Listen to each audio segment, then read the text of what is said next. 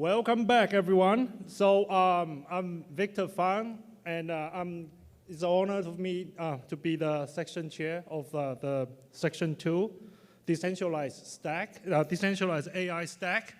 So the first speaker will be Hart Montgomery, CTO of Linux Foundation. Thank you.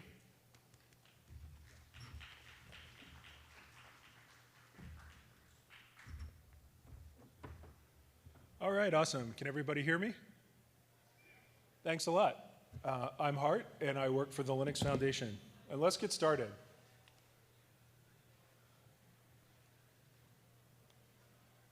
Great. So today, I've got about 15 minutes with you, and I'm going to start with some open source background. So why do we care about open source software? I'll talk a little bit about the Linux Foundation, mostly in the context of why you should believe me about open source. And then, since the session is about decentralized AI stacks, I'm going to talk about some open technology stacks for decentralized AI at the Linux Foundation. And I'm primarily going to focus on blockchain and self-sovereign identity. So let's get started. So why do we open source code? Well, one of the main reasons is so that others can examine, verify, and learn from our code, right? Verifying the software allows outside people to trust it, and open sourcing has big benefits for things like software security, right? Where others can report bugs and vulnerabilities. And I always sort of like to use the following analogy. You wouldn't trust an algorithm or a crypto system without a publicly available paper. Why should you trust software without a publicly verifiable implementation, right? Could be anything going on behind the hood. And then finally, there's another important reason to contribute to open source or to use open source, which is the community. There are many economic efficiencies of open source, and working together in the open, we can often build core technology more efficiently, even if it's competitors working together on some kind of base layer. And importantly, right, a large ecosystem around a piece of open source code ensures that if one organization goes away or something like that, development can continue.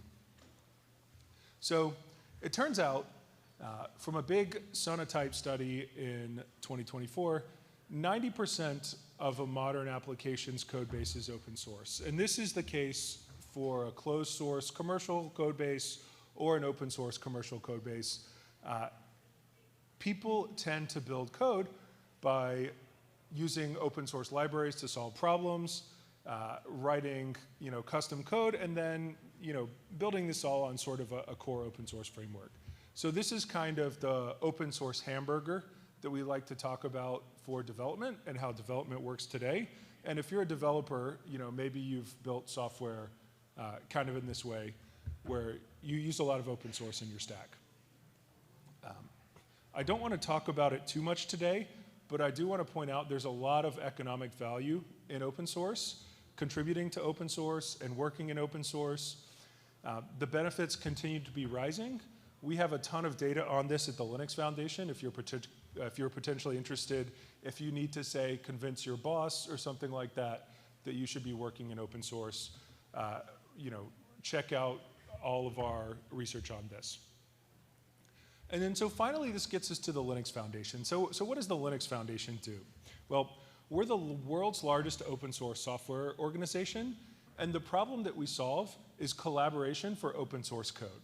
When multiple companies, individuals, or entities want to collaborate on open source software, but they don't trust any single party to own the code or the governance of the code, that's when people turn to the Linux Foundation. So you probably know the kernel, but the LF is behind some of the most critical projects in the world. You can see things like RISC-V, which has been very popular in this community recently, Kubernetes and the whole Cloud Native Computing Foundation, which you use every day. And if you're a developer on the cloud, you've probably seen this. LF networking, where most of the world's telecom stack runs. Even fun things like the Academy Software Foundation, which runs most of the software for Hollywood animation. So there's a huge amount of things involved here. Has anybody worked with PyTorch? Awesome, a lot of people. So I assume folks are really familiar with what's going on, but there's a ton of stuff in the LF. Lots of things you probably didn't think about are also in the LF. So just some numbers. You don't need to take notes, but I just want to impress upon you that we have a huge amount of development going on. And when we speak about best practices for open source, it's from making a lot of mistakes and fixing them. Right, so if we move into decentralized technologies, we believe that open source development is especially essential for decentralized technologies. We believe that you're only as decentralized as your weakest link. And if your software is extremely decentralized, or excuse me, extremely centralized, then you're not very decentralized at all in practice. And so when we think about decentralized AI tools, I like to sort of group things up into 3 or maybe 4 sort of bricks of a pyramid. On one hand, we have these AI tools, which are just about AI. And for decentralization, we have distributed ledgers, which a lot of people have talked about today, and I'll talk about those a little bit more. But also identity and provenance. And I think identity is a critically overlooked aspect of decentralized AI. I've also put some hardware foundations at the bottom. I know Dawn brought up the Confidential Computing Consortium earlier, and RISC-V as well, which may play a very important role in some of these protocols in the future. Particularly for those of you that are doing things like building ZKVMs. So let's talk a little bit about distributed ledgers and tools that could go into a DeAI stack and do. So how many people are familiar with Besu? Handful of folks? Awesome. So Besu is a LF project. It's contributed by Consensus in 2019. So obviously, we at the LF have been working very closely with Ethereum since then. And Besu is a really nice client for a number of reasons, particularly for building DeAI stacks. So Besu is really used for this huge range of applications, right? On one hand, it's an execution client. 16% of mainnet nodes run on Besu today, something like that. A lot of L2s use Besu, everything from like Linea to there's an OP protocol, or there's an OP implementation based on Besu. There's hybrid interop, like these complicated financial systems, including the Asian Development Bank. And then we have things like public permission blockchains, things like LACchain or EBC, which is the European blockchain, all the way up to private permission blockchains like for finance. So all of these are sort of built on Besu. And why I'm telling you this is sort of no matter where your data is coming from or what you're doing with it, this might be a good decentralized stack for you. And it turns out, we have seen a number of companies sort of build upon this stack. So, there's one company called Equity Lab, which is built on Besu, and another project called Hyro, which is the code base of the Hedera blockchain. And it's about AI integrity. So the basic idea is you can use blockchain to track all of your data, your model performance, your agents, stopping things like extraction attacks and poisoning, and really just giving you confidence in your AI supply chain. There's another one that's, I guess, a little bit different, Proof.ai, which is a management platform. And this is kind of funny because it's using blockchain to essentially centralize and manage AI models. So if you think about this, it sounds a little funny at first glance. Why are we using a blockchain to centralize something? But the point is, we don't trust each other, but we do trust a blockchain. So the blockchain can sort of be a single source of all of the information. So it's a decentralized source, but there's one place to check. So we're seeing lots of growth in this area. There's a whole Hedera AI Studio, which enables people to build together a lot of AI applications like this pretty easily. I definitely encourage you to check it out if this is something that interests you. All right, so let's move on. I don't have a lot of time, but I definitely want to talk about identity and provenance and how you can use these tools, these tools too, for your AI applications. So this is what a traditional identity ecosystem looks like, right? We have an issuer, a holder, and a verifier, right? And the holder is kind of a person. Since we're in cryptography land, this would be Alice.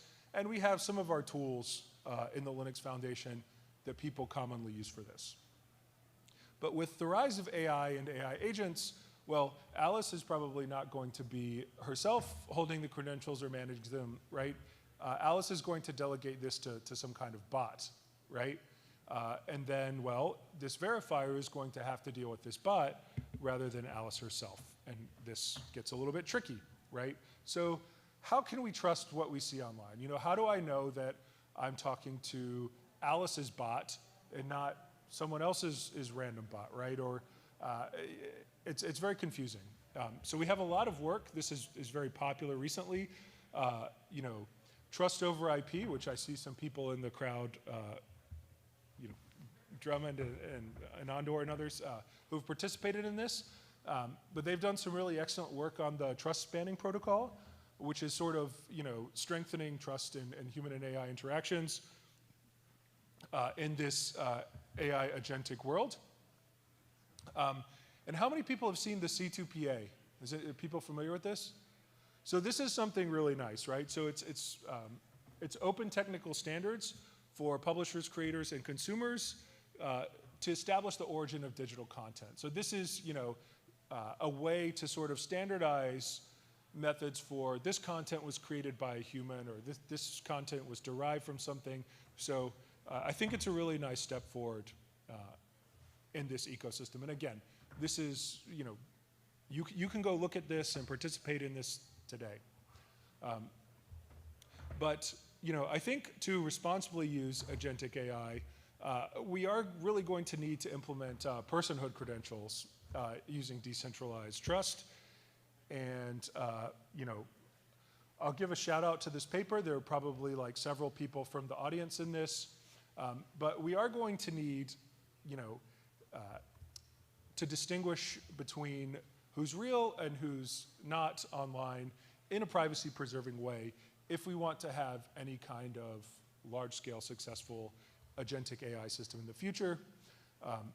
This is a diagram from Drummond, who's in the audience, which shows exactly how this might work in practice. I don't want to go too much into detail, but I feel like I can't give a talk properly without giving you some kind of architecture diagram. So this is, here it is.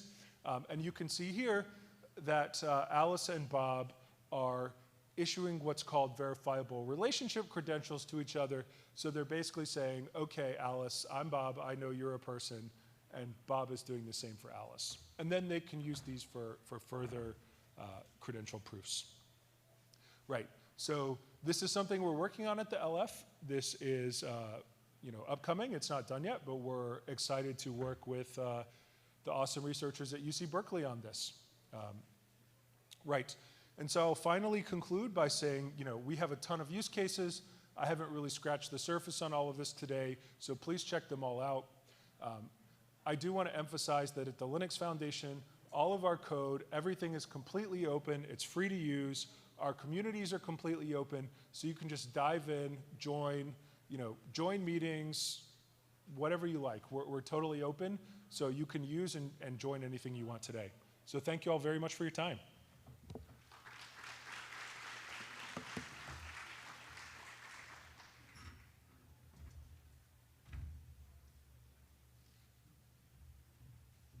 Cool. Thank you, Hart. And the next speaker is my friend. It's like our great honor to have Gordon Liao from the Chief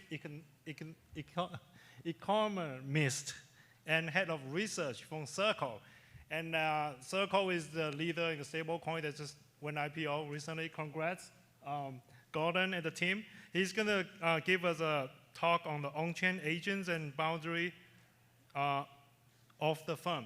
Okay, let's welcome Gordon.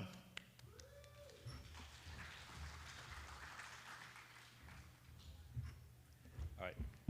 Thank you for the organizers, and thank you, Don, especially for putting together the program and having me here.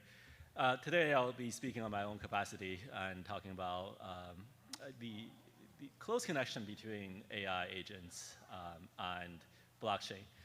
And I'll speak from an economic angle. I'm trained as an economist, although now I work in the blockchain space. I think what we're building today as an industry is actually just something very exciting and disruptive, something that we have never really seen before. So the title of this presentation, I want to emphasize, is on on-chain AI agents and how it's redefining economic boundaries. I'll go over specifically what first defines an on-chain AI agent. The definition that I kind of come up with, referencing some of the sources, are, an on-chain AI agent is a autonomous software entity that could use AI on a blockchain to execute decisions, potentially manage assets, and interact within the decentralized environment. What makes it unique is the autonomous software entity part. And why it matters? Well, I think it actually solves two important issues. One is AI agents by itself. AI has proven to be quite scalable. It is basically a way of scaling intelligence and reducing the cognitive scarcity that exists, so removing some of the human bottlenecks in terms of the raw processing.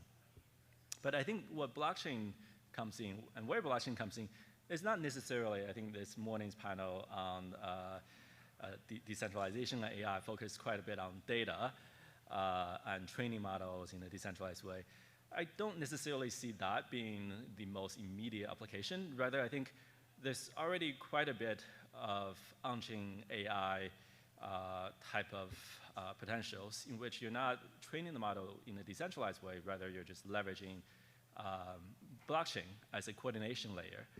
So to that extent, blockchain provides a trustless coordination, and it reduces something I call relational scarcity, that is what's needed to make transactions actually occur in the real economy, whether that's a personhood, a relationship with partners, or whether it is signing a legal contract. So combined together, I think that truly does make quite a bit of difference in how the fundamental building blocks of markets and firms are constructed. And I see this on-chain agent as a three-part. One, you have the brain, which provides maybe the transformer type of core. It solves the objective function. Usually in economics, you're maximizing over utility function. In CS, you're trying to minimize the errors, right? But this is closely linked to the verifiable body, which is a set of smart contracts that reason the states and apply certain rules. And it also has ability to enact based on the output. So perhaps using wallets, perhaps using on-chain assets such as USDC to actually enable these actions to occur. And the key properties of these on-chain AI agents, one is economic autonomy, that the agents could not just have outputs, but actually act on these outputs. Verifiability is also a key property in which the actions are verified and logged into history on-chain. And it could also be composed with other agents, perhaps in the multi-agent framework, and could also be composed with other smart contracts. So let me go back in history of why this is quite core and fundamental. This goes back to the old question that Ronald Coase, economist, proposed in 1937, which is, why do firms exist in the first place? Well, he came up with the reason of transaction cost. Firms exist to minimize transaction costs when markets are efficient. If markets are so great and so efficient, then there shouldn't be firms. Everyone will be doing business with each other in a marketplace. There wouldn't be need of organizing societies, or at least economic societies, into firms. He sees firms as a way of reducing the cost of transaction, and specifically the cost of transactions in terms of search cost, of finding different counterparties and accessing information, bargaining cost, which is the cost of negotiating terms and contracts, and the cost of monitoring and enforcement.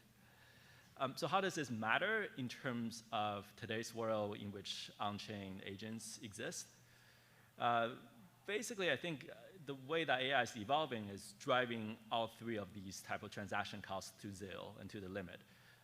therefore dissolving the necessity of even having, at least historically, the type of firm constructs.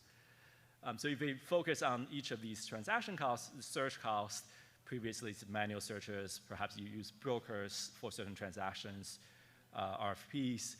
In the post-agent mechanism is the costs are driven to zero based on on-chain queries and on-chain registries. Bargaining is another element in which historically that's very costly from a legal standpoint. With programmatic smart contracts, essentially the cost is converging to the gas cost of writing and reading transactions. And third, the transaction cost of enforcement, which requires historically legal systems, and in the post-agent world, atomic settlement and instant settlement essentially ensures that there's enforceability and finality. So without these type of transaction costs of firms going to zero, this quotient rationale for firms weakens quite a bit. So economic activities, I think in the future could be quite transformed quite a bit by how agents work, and that will be coordinated in a network fashion, end up being coordinated with these specialized agents. So another thing that economists like to think about is what are the market failures that are being solved with any particular innovation. I think at the end of the day, we're trying to solve an information asymmetry problem. It's very fitting at Berkeley today, and the person who came up with information asymmetry, at least relevance to markets, is George Akerlof, who's a Berkeley professor, got a Nobel Prize for the famous paper Markets for Lemons, which he states that how information asymmetry causes there to be a collapse of a failure of markets in some sense, in which it's hard to differentiate, for instance, in a used car market between the good cars and the bad cars because you're presented with limited information on the price, but not necessarily on the quality. So information asymmetry leads to perhaps the lower quality goods driving out the higher quality goods. And contracts are the way to supposedly solve this issue, but it's imperfect. And it's also the foundation for principal agent problems, which is also a problem that firms with its capacity of organizing into different units within the firm is supposed to solve.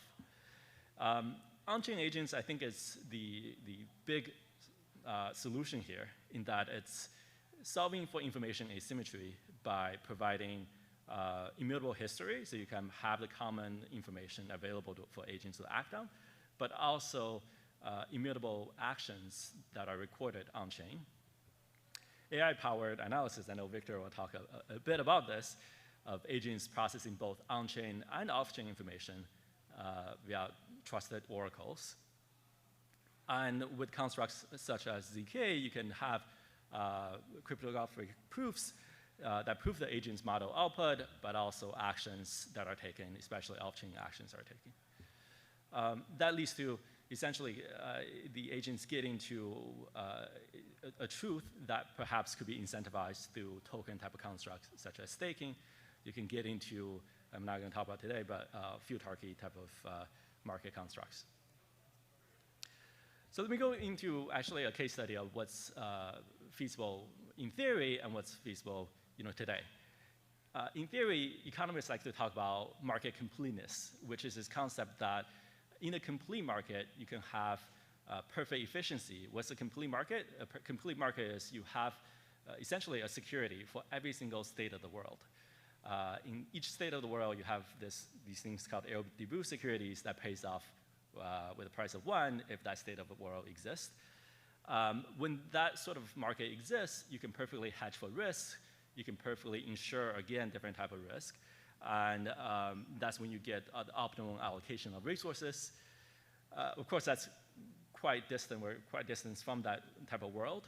But today, we are seeing the emergence of the convergence towards that perfect complete market with the rise of prediction markets, which are essentially creating these debut securities by having payoffs of 1 every time an event occurs.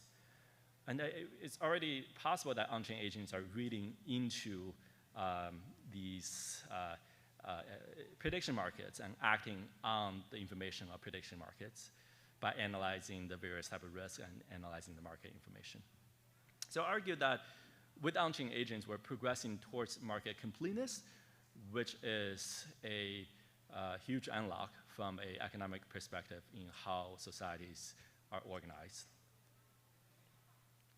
So in this new equilibrium, we'll have what I term autonomous economic fabric, in which you have on-chain agents that come together, not necessarily sticking around, but they could come together in a moment's notice, that are acting in a hyper-specialized way, that are composable with each other, that are driving radical efficiency, and there'll be new roles for traditional firms in that traditional firms would provide more of the designing of the agents and probably protocol governance roles, rather than the current roles that the firms play in terms of lowering transaction cost, aside from market. But this area of research is quite new. While we are racing ahead with the various progress in transformer models and building agents, I think there's a lot of deep questions that we had to grapple with relating to, for instance, agent security. How do we prevent more complex collusions between agents and behaviors? We had to figure out a way to actually assess the value alignment of agents, that is, ensure that the agent's objective functions are actually maximizing the utilities of the specifiers of agents, rather than kind of hallucinating in different ways. There's a verifiability trilemma here, in that we had to balance between the on-chain cost of verifiability and the computational complexity. I think this is already mentioned in prior discussions, that decentralization by itself is always going to be more costly than centralization. So what you get for it, so it needs to be balanced with the verifiability that you get, and of course the cost. I think the Oracle problem is a key problem to solve. That is, how do you actually have trusted information from both on-chain and off-chain world and bring it together? Of course, there's a large regulatory and legal void as well. So let me just conclude that today I spoke briefly about the concept of on-chain AI agents as new economic primitives that are taking place, that are replacing firms, perhaps, as economic entities that are autonomous. And they are attacking transaction costs in a way that are dissolving the firm boundaries, and they're resolving information asymmetries through data transparency and verifiable compute. And the result is a very nascent autonomous economic fabric. At Circle, we're building towards that sort of vision. Circle is a stablecoin issuer, but we have various projects in the works that's aligned with how do we make agentic payments more feasible and easier to do. How do we actually give the hands to on-chain agents so that they could actually have actions that are auditable, that could be acted upon. So very much building towards this common vision that we have. Thank you so much.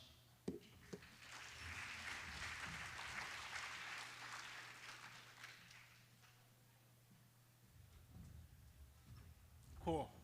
Thank you, Professor Liao. That reminds me my PhD days. Okay, so the next speaker is Daniel Shore, the applied researcher and tools for humanity supporting World Network. His topic would be verifiable AI for the human network. Let's welcome Daniel.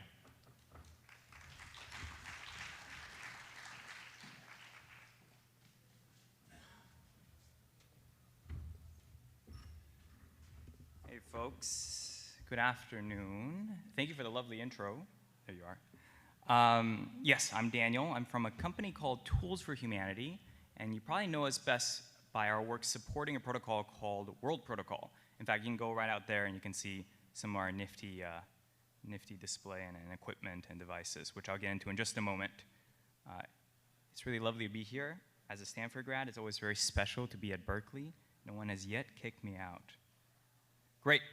here's the agenda for the talk. There's a lot to cover, but the good news is it's all very sensible. I think so anyways. We're going to start with what is World Network? What are we even working on? I'm going to get into where the AI component of it is, given this is a decentralized AI summit. I'm going to talk a little bit about the kind of traditional setting that we would use to support the kind of features that the aforementioned section touches, before discussing potentially a new setting and why we think it's, at first, a small idea and a small feature, but something that could have really big implications going forwards. I'll get into a little bit of technical detail about the different techniques and the trade-offs there, some nuances, some trends, and then we'll end with what's next, which is all very exciting. Cool. First things first, what is World Network? Hopefully you can see this okay. I spent a long time replicating the NBC News website on a whiteboard, or on a whiteboard. But the thesis for the project is relatively straightforward. And you have to kind of put yourself in the mindset of somebody from, I don't know, like 4 years ago, right? And this seemed a little bit preposterous. Now it's probably very obvious to all of us. In a world with rapidly improving AI capabilities, our digital infrastructure will completely fall apart. That's a prediction. And really kind of the root problem in brief is that we can't discern humans from bots online, right? So this is a real article from just a few months ago where some researchers from ETH Zurich basically infiltrated a specific subreddit, r/changemyview, went through some of the top posts, found those folks who posted them. LLMs crawled their posts, created specific personas that they think is most likely to shift the opinion of these folks, and then responded to them and posted, and basically totally infiltrated the subreddit. Right, so we think this is just the beginning. It's going to get a lot worse. It's going to impact social, of course, like Reddit. It's going to impact gaming, of course. You know, are you gaming against other humans, bots, dating? When I'm on Tinder, I'd like to know I'm swiping on real humans. Maybe you don't. That's cool too. But it's good to know, right? And of course, just anything that goes online, including finance. So the TLDR here is that when AI can perfectly imitate humans online, the internet breaks. And so World as a project really exists to keep humans special in the age of AI, right? This is kind of the motivating fiber at the core of our project. So here is how it works, and you can see my beautiful drawing over there.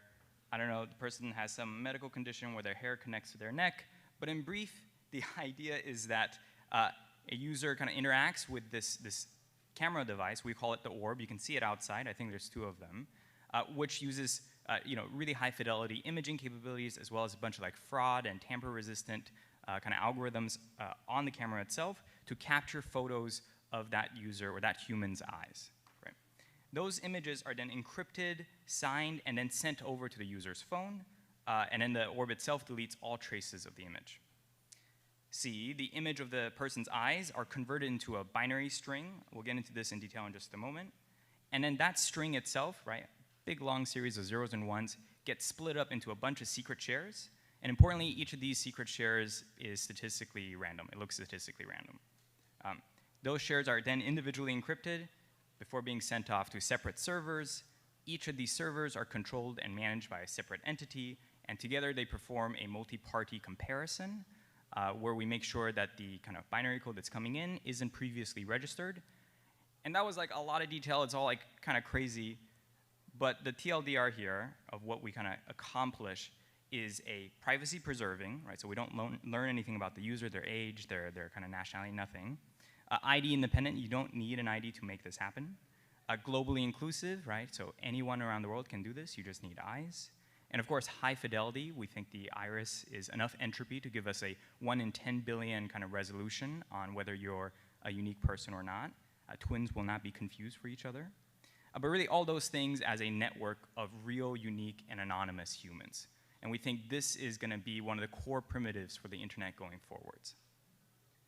So for those who are kind of curious what our logo comes from, apparently that's where it came from, which is pretty cool as a math person. So everything I just said sounds kind of hard to believe, but maybe the hardest to believe, or the most shocking fact, is that this host system is already live in production and has been for 2 years now. In fact, we have over 30 million app downloads, and this is the World app, the kind of one of the clients that's used to interact with the protocol. And of that, almost 15 million people, right, are verified. So they've been through the exact flow that I just laid out, which is honestly pretty shocking. Okay, where is the AI in this whole kind of process, right? And it's in lots of places, but really kind of the essential core, if you boiled it down, right, what you're left with that defines this process of discovering whether somebody is unique in a privacy-preserving way is that we take this raw image of somebody's iris. So this is on the top right is my rendition of somebody's iris image if you roll it out. And we convert it into this binary string, and the process through which we do this conversion is literally like a conv network, right, or convolutional neural net. This is a very classic AI model, and you can even see my little diagram with the squares as we traverse the grid and look at the pixel values. But yes, we just use this to pull out the feature of that specific person's iris, and then we threshold that, and that kind of forms the foundation of the iris code. Now, there's also AI models that detect tampering if somebody's like trying to decap the orb or do something shady. But this is the kind of really important proof of human component. Okay, so I'm going to set that aside for just one moment. All right, that's all great. But some really core values to the project, and you'll see the tension in just a moment, includes that we want to open source everything, right? So we want to open source our fraud models even. We want to open source the design of the orb. We want to open source the app, the actual algorithm itself. But we also want to maintain a really high degree of privacy and also security for that matter.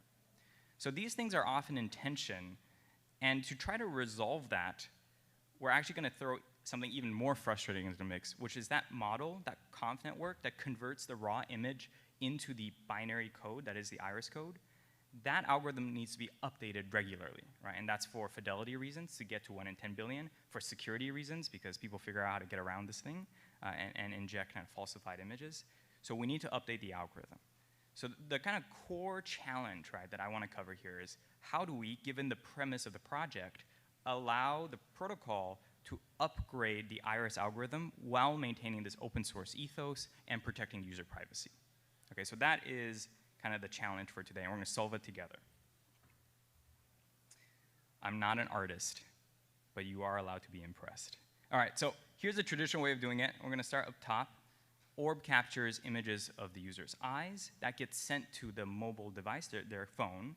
And the little red box here just means that we don't trust the phone. The phone might be running an emulation. It might be, like connected to a bunch of wires. It's doing crazy stuff. We don't know what's going on the phone, but we know it's the users and the data lives there.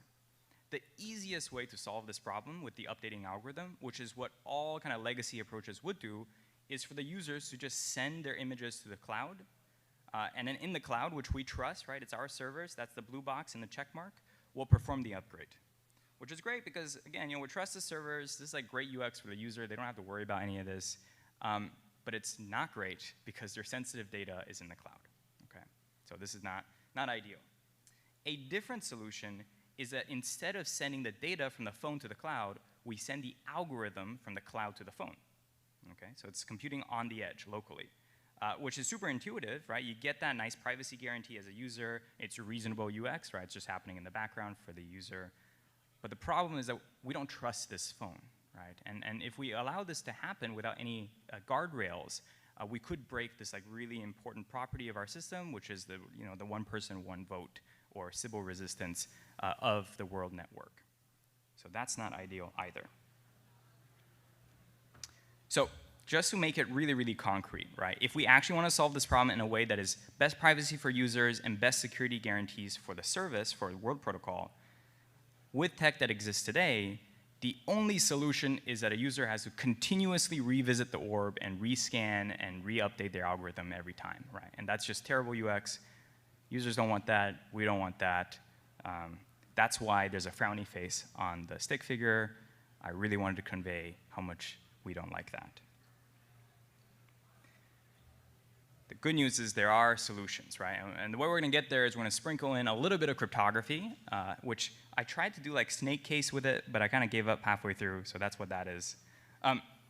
But there's kind of one option, just to straw man a little bit, which may be like really obvious to y'all, which is like we're going to encrypt the data on the user's phone, and it will just send the encrypted data to the cloud where the computation happens over the encrypted data. So this is fully homomorphic encryption, classic method. There's problems with this. There's a massive computational blow up, and then me realizing also in the 11th hour, which is why there's a sticky note there, Actually, we also then can't verify that the data actually came from the right source because it's been encrypted on the cloud side. So there are problems with this approach.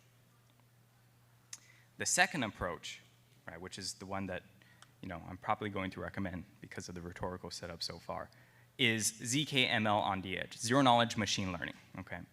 So what we're going to do here, this is really nifty, is as before, or as proposed with kind of one of the strawman solutions, we are going to send the algorithm from the server to the user's phone, right? So we get to say something very sexy. We get to say, hi, user, your data never leaves your local device, okay? This is really important. But what we're going to do in this red, untrusted environment is we're going to carve out a little island of blue, okay?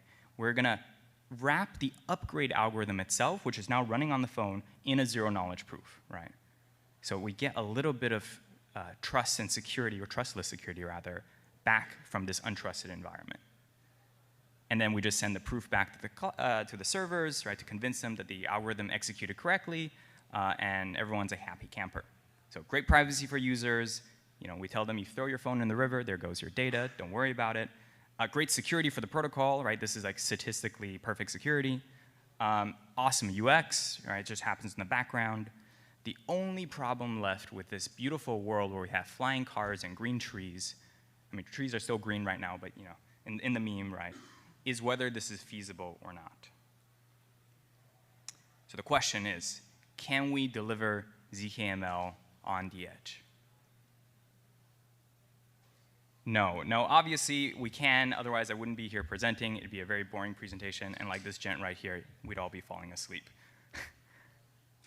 We can, and in fact, the way we're doing it is with one technical insight and one trend which helps us out, okay? So the technical insight is we have better ZK, better than ever before, and this is improving quickly, right? I won't get into the specifics, you can ask me after the talk, but we use this technique called GKR, which basically, the shape of the circuits themselves and the layered kind of arithmetic structure of it imitates the structure of machine learning layers. And so that just gives us shocking efficiency. This is like a really important insight in our space. And it just means that when you specialize the ZK construction for machine learning specifically, things like convolutional networks, you get shocking efficiency, much better efficiency than like generic ZK VMs. The other trend, and I try to illustrate this with the shifting curves here, is that the average performance of the average phone is improving. It's actually improving pretty quickly, which is super exciting for us because it means more mobile devices are able to support really computationally intensive processes like ZK.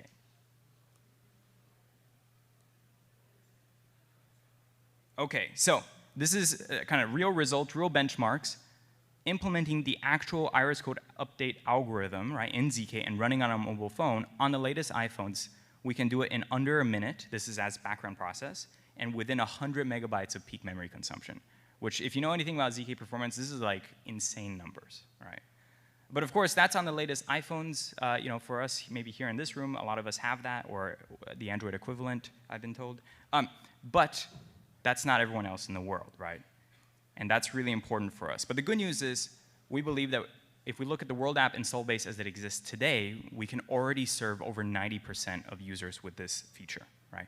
We really believe that everyone deserves privacy and security.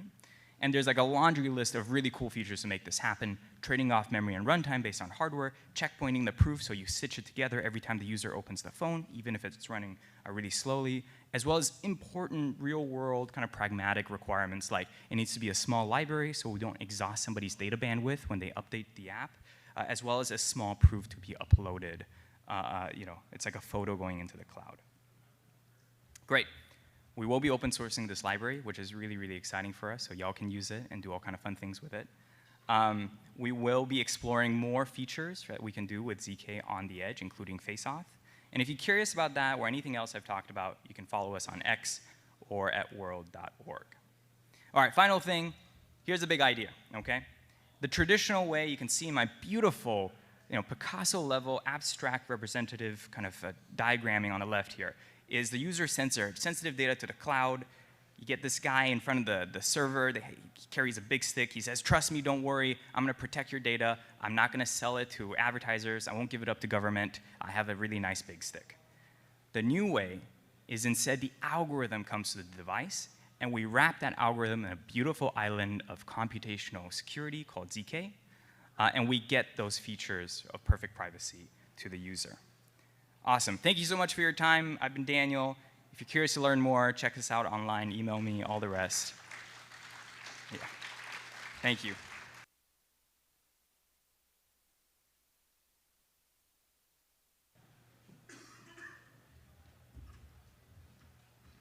Well, I have to say his drawing skills are better than mine, that's for sure.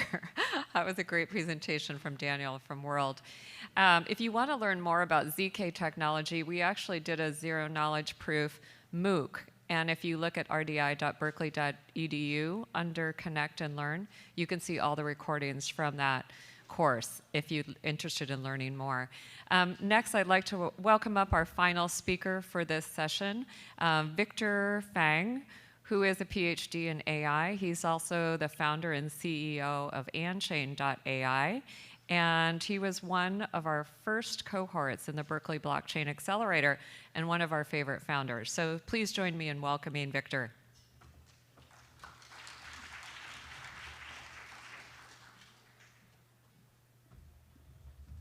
Oh, thank you so much, Jocelyn. That's a much better intro than I did. So, all right. So, okay. So today I'm going to talk about agentic AML, the AI agent to fight the financial crime, and in the Genius Act era.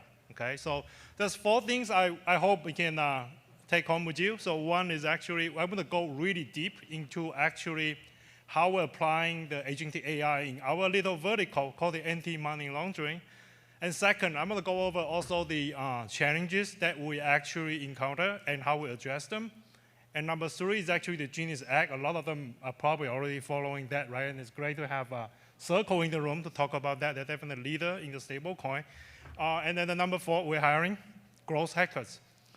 So, okay, let's kick off. So, yeah, like Jocelyn mentioned, right? So the name actually means analyze blockchain with AI. So it's really proud to be the first Berkeley cohort. And over the years, right, we actually grow and actually build our credibility when it comes to like DeFi and cryptocurrency investigation and the financial compliance. So let me tell you a little bit of the story, right? So we started the company building the AI for the crypto investigation. It's mostly because of the openness of the blockchain and smart contract data. Okay, so we now support about 40 different blockchains. We process over 1 trillion transactions, and we are the company actually behind the major crypto investigation. Like the most recent one is actually the Tornado Cash. It's a great honor that we are actually the expert witness on the Tornado Cash case that's happening right now. And then previously also the Kyber swap hack and many others. And it's really great to partner with our law enforcement like the IRS. So we have the technology built for the future of finance. So we cover 3 different sectors. One is the government, the SEC, FinCEN, the IRS, and all that. And second category is the blockchain foundations. It's really great to work with those technologies, including like Ripple, Provenance, Swift, and you name it. And then the last category, right, the financial service side of it, we are really proud to work with like the GSR and Crow and PwC. So yeah, this is one of the success case, right? It's really proud that we're really proud that to see our AI and RAG and all this cool technology we develop actually play a huge impact to help the Kyber swap investigation that we go really deep into the smart contract. And then Genius Act, right? So actually, in the previous slides, I mentioned there was actually more than $10 million, right, in this exploit, actually related to the stablecoin. And as you know, like a couple of weeks ago, right, President Trump just approved and signed the Genius Act. So there will be, we will see more stablecoin adoption in the US. And right now, this market cap is more than $200 billion, but it's rapidly growing. So the little vertical problem we're solving using agentic AI is called anti-money laundering. So, and we had the opportunity to actually sit down with the major banks in the last 4 months, thanks to the FinTech Innovation Lab program. So the current banks and financial institutions and fintech company, they're processing like almost like 100,000 AML alerts every year. And each of them have to go through the manual check. It's like $70 per check, okay? The industry is spending over $60 billion on that. But does that solve the problem?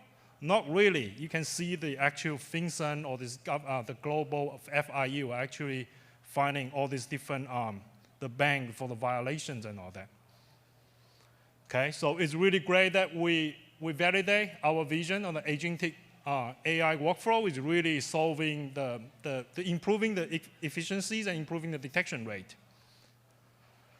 So then customers start asking us, right, can we actually enable the crypto investigation, the AI, to actually the traditional AML workflow? And if you compare these two workflows, the crypto investigation, the AML in the traditional finance world, right, they share a lot of similarities. After you go through the KYC and KYBs and all that, right, you go through this workflow that has 3 key steps: the intelligence, investigation, and reporting. Okay, and then we're able to build out the agentic AI by leveraging the large language model to actually improve all these different efficiency in each of them, each of the sector. So, okay, we are all engineers, right? So we actually, when we solve this complicated problem, right, we try to break it down. These 3 key components. We actually get, like, by interviewing and having our internal AML professionals to go over all these different AML tasks, right? Overall, right, so you're going to spend, like, almost a day to gather all the intelligence. And you probably spend a few days when it comes to investigation because you have to pull all the different contexts together. And then reporting, that you spend another couple of days on that. So in our agentic AI experiments, right, so we're able to see it's achieving at least 6x improvement in overall versus the legacy AML workflow. And let me dive deeper into some of this very fun demo to show you. So let's say you are a fintech company.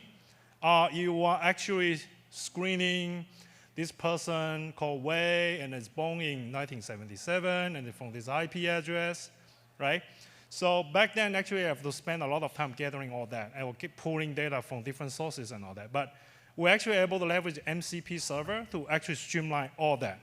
And that's proven to be about like 5x improvement.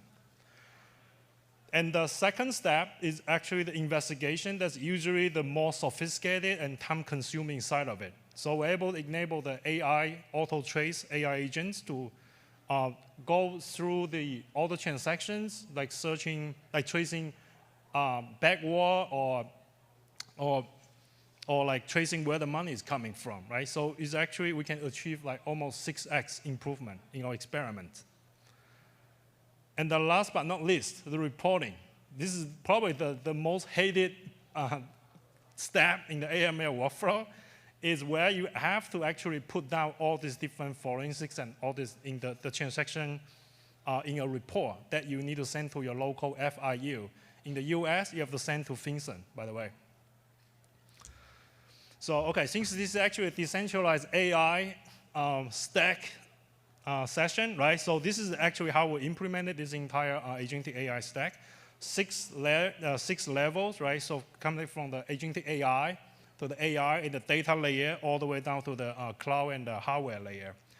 And this is how we map all this into all our AI agents and machine learning models into this entire workflow, the agentic AI workflow.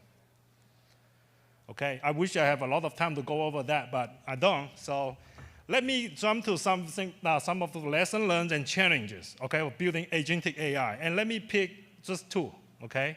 And like I said, we are in this tiny little sector called anti-money laundering. But I'm sure like for the entrepreneurs in the room, right, you probably can see some of the inspirations to your vertical. Okay, cheese not sticking to the pizza. For those of you that went to RSA, you probably already went to my talk of this one. But this is actually somebody searching on the Google of like asking about cheese not sticking to the pizza. How do you solve it? And for those that have good eyesight, the Google Gemini was telling you can use glue to stick the cheese to the pizza, okay? And there's a saying, right? Your AI is as good as your data. And my version is actually also your hallucination is as good as your data. Turns out that there was an old Reddit post a while ago that Google actually indexed and feed into the LLM, okay? And this is the original post. Actually, there was a guy saying that you can actually use glue to stick your cheese to your pizza, okay? Okay, don't get, it sounds funny, right? But okay, now how about this? Okay, I'm gonna give you a little quick test here. This is what our experts or AML investigators that would deal with, right? Like, what is the key difference between the Uniswap with the DeFi protocol, V3 and V4? Those are actually pretty important problem to answer when you go down to like, even like Genius Act, all these are related, right, in the DeFi world. So let me know. If you go over that, tell me if it's hallucination or not. If you want to raise your hand, raise your hand. Is that hallucination? It's a hard problem. So email me after that. Okay, the second challenge, let's talk about the cost, okay? And this is one of my favorite entrepreneur or like leader in the AI space. Everything associated with Jensen and NVIDIA is expensive. GPU and its leather jacket. How expensive? Okay, we actually run another experiment, right? We only raised less than $20 million. We have to be very cautious about every single penny we invest in the AI, okay? So, yeah, but based on our experiments and all that, right? AI agent actually is costly to run. And sometimes it could actually cost more than human, okay? For example, right, if your agentic AI tasks have to like use the H100 because of your capacity or quality requirements and all that, it's probably going to cost you more than $1,000 a day, okay, per GPU, by the way. So, yeah, so if you're an entrepreneur and trying to solve and applying agentic AI to your real-world problem, just make sure you do your math, right? Is your business creating more than $1,000 a day, right? If not, they have to be smart like us, like figure out which GPU or which foundation model, which API to call, okay? So, yeah, okay. Quick summary. So I think I'm ahead of time, so I should slow down a little bit. Yeah, so the agentic AI is actually improving the workflow. So like I said, we achieved like more than 6x of the improvement in those three key components in the AML workflow. Yeah, and it's actually improving the financial crime investigations and also AML compliance, right? And we built the MCP server. We are a big fan of the Anthropic MCP server. I think that's actually probably the best answer to connect the data, the API, to the LLM models. Okay, and also talk about the challenges, the AI hallucination, the sticking the cheese to the pizza problem, and the cost. And finally, like the Genius Act will actually create a lot of opportunity for fintech companies and fintech entrepreneurs. So, okay. So, yeah, join our mission. So we actually, we are launching our agentic AML there. Scan the QR code. You can actually get started with for free. And also, we actually just open source our MCP server that you can actually apply that to your AML screening workflow, right? And we are hiring growth hackers, so let us know if you're interested. And here's my email. So thank you so much for joining the talk.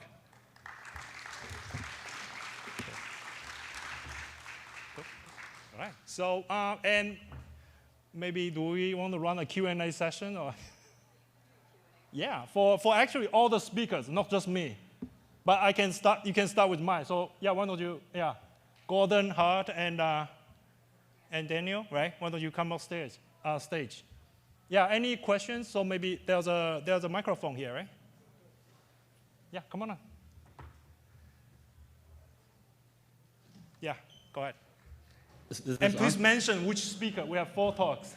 Right. So I have to disappoint. Actually, my question is to you, the economist. First, tip of the hat for bringing these nice LaTeX slides. That was much appreciated. And I feel like today, maybe in the DNA of crypto, the government got a bit of a trashing, and I'm not about to take sides. I'm a bit more curious because I remember in your little diagram we had this box called protocol governor, and ultimately somebody has to decide what we put in that box. And from an economist perspective, what do you see in terms of like welfare maximization versus like, you know, rent seeking? I think we have a lot of structural asymmetries in, you know, just capital markets and also in these new emerging markets. Like, what opportunities do you see to kind of, optimize for different KPIs maybe that help the system run sustainably over a long time? Yeah, that's a great question. You know, what I've seen, at least like from my, kind of contrasting my prior experience, I worked at the Federal Reserve before, I was also a trader in fixed income before, to what I've seen in developments in the DeFi space is the whole industry is actually geared towards tackling some of the rent-seeking behaviors. If you think about like what we're trying to tackle with MEV, what we're trying to tackle with the consensus issue, it's actually, I think inherently, the community is trying to address rent-seeking behaviors. That's very refreshing compared to the same thing, the same type of issues that we're seeing in traditional trading, right? Whether it's basically front-running type of activities where it's just taken as granted. Payment for order flow is just what it is, and some people have to pay the cost for it. So governance is a loose term in this industry. I think it does currently come from the community. I hope that governance get formalized a bit more of not just the community governance, but actually having legal, regulatory support for those, as well as, governance also come from the traditional infrastructure, right? Like certainly there's decentralized governance, but as public companies usually have set up governance, shareholders, and et cetera, that also plays a check on certain issues. I don't have the perfect solution. I mean, we could have a whole discussion on DAOs and et cetera, but yeah. Yeah, thank you, Gordon, for the answer. And so we do have a panel coming up, so if anyone have one more questions, take it. Otherwise, we're gonna enter the panel. You good? Okay, yeah, awesome. All right, cool. Let's close up this section. Thank you, everyone.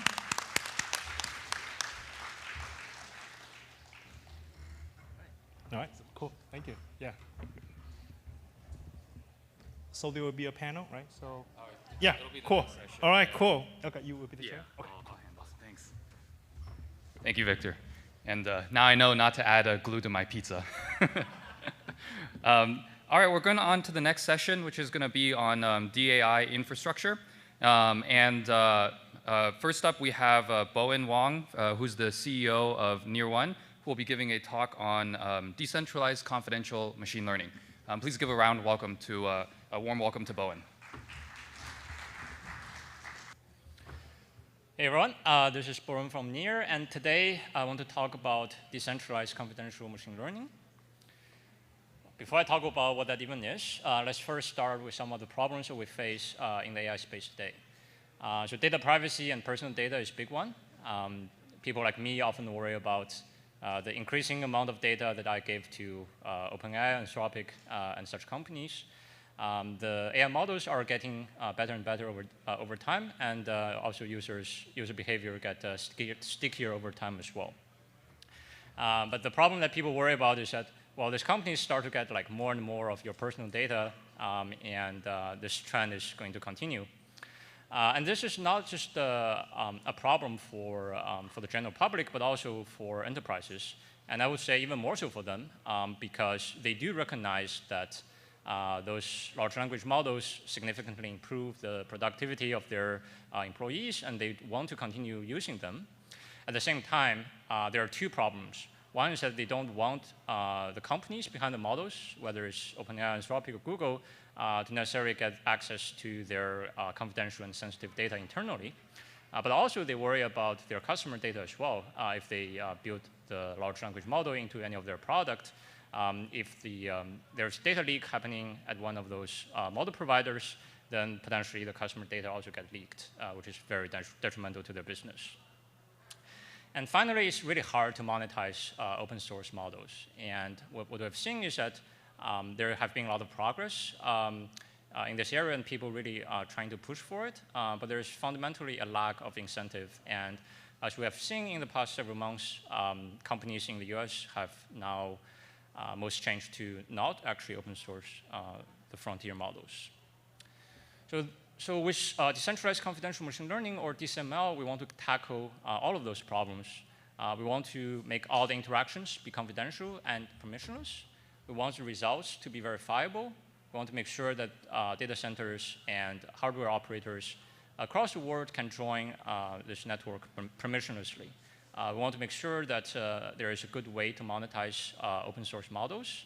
And also we want to support training, fine-tuning, and also offer safety tuning as well. So this is a very ambitious goal. Let's first take a look at what some of the existing approaches are to confidential and verifiable ML. So first of all, we have zero-knowledge proofs. So how this works is that when you interact with a model, it does not just give you, let's say, inference result, but also gives you a zero-knowledge proof saying that this result is from this correct model, even though you don't know the weights of the model necessarily. That works. It provides verifiability, but doesn't provide confidentiality, meaning that whoever is serving the model can still see your data. Actually, the bigger problem is that the overhead is massive. Even the best system today gives probably 1,000x to 10,000x overhead. And that just makes running large language models not really practical. You can also use consensus. So basically, you can have a network of nodes running the same computation, and then there's some clever way to reach consensus on what exactly the result may be. And the result could be inference on some prompt. This also gives verifiability, but doesn't give confidentiality.